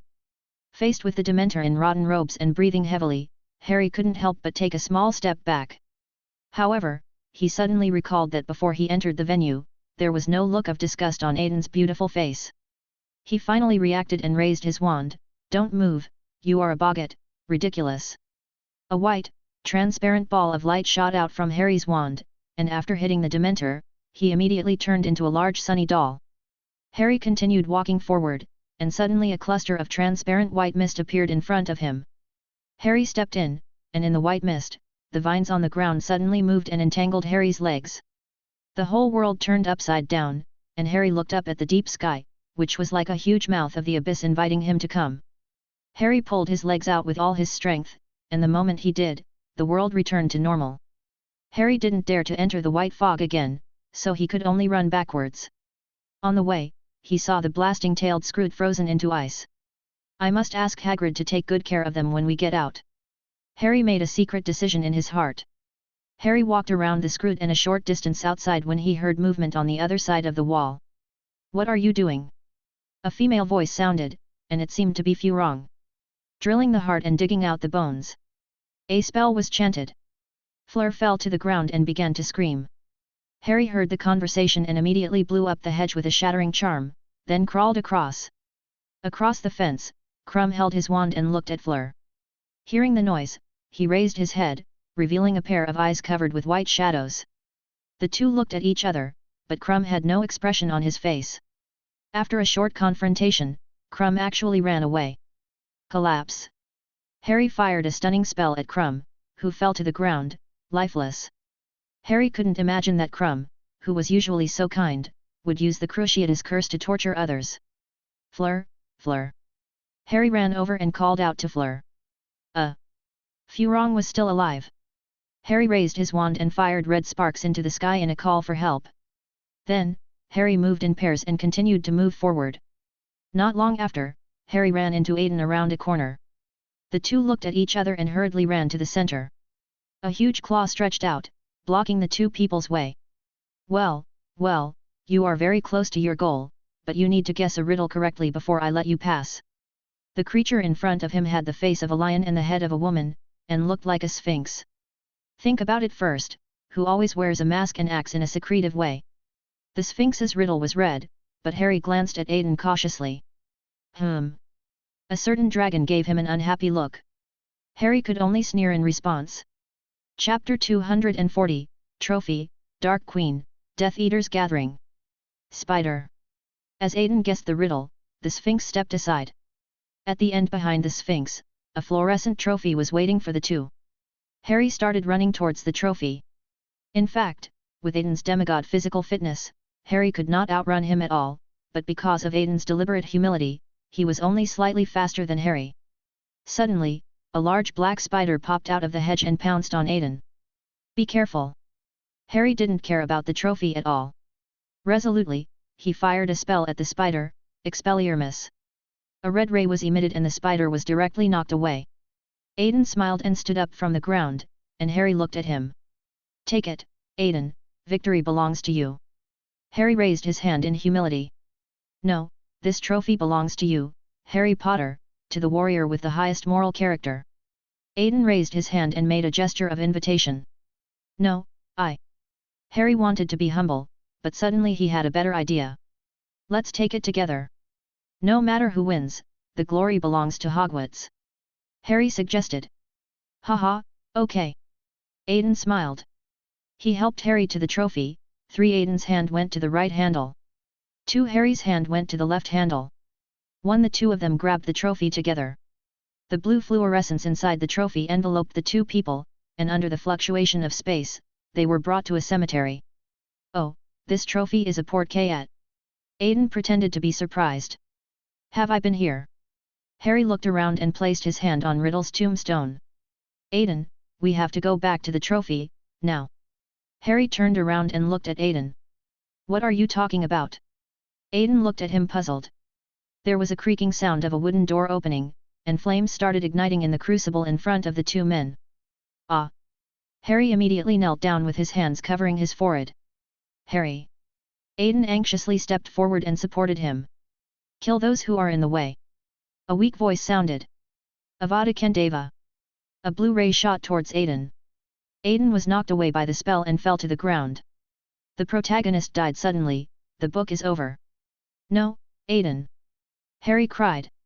Peter Pettigrew used transfiguration to lock Harry to the statue. Hurry up! The weak voice sounded again. Peter Pettigrew threw Voldemort into the crucible. My father's bones, donated unwillingly. Peter points his wand at Riddle's grave, and a strange-looking bone floats out of it. The bones were set on fire above the crucible and then thrown into the crucible. The flesh of a servant, offered voluntarily. Peter raised the dagger, hesitated for a long time, and finally cut it, screaming. Finally, he came to Harry trembling, grabbed his wrist and cut a wound. The blood of the enemy was taken out by force. Holding the blood on the dagger dripping into the crucible, Pettigrew immediately ran away. The entire crucible burned and turned into black particles. The boiling liquid in the middle began to form a graceful body, and then the particles gathered and turned into a robe draped over his body. The Dark Lord is about to return. Pettigrew murmured. Accompanied by Harry's screams, Voldemort has returned. The reborn Voldemort stroked his long hair. Long hair? She suddenly opened her eyes, her blood-red pupils revealing confusion. Master, Lord, Lord, Master. Peter began to speak incoherently. Voldemort raised his palm and the wand in Peter's hand flew towards her. She waved her hand casually, and a mirror floated up from the ground. In the mirror, a black-haired beauty was looking at herself with the same gaze. Voldemort! Wormtail, what have you done? A majestic and royal sister's voice came out from Voldemort's mouth.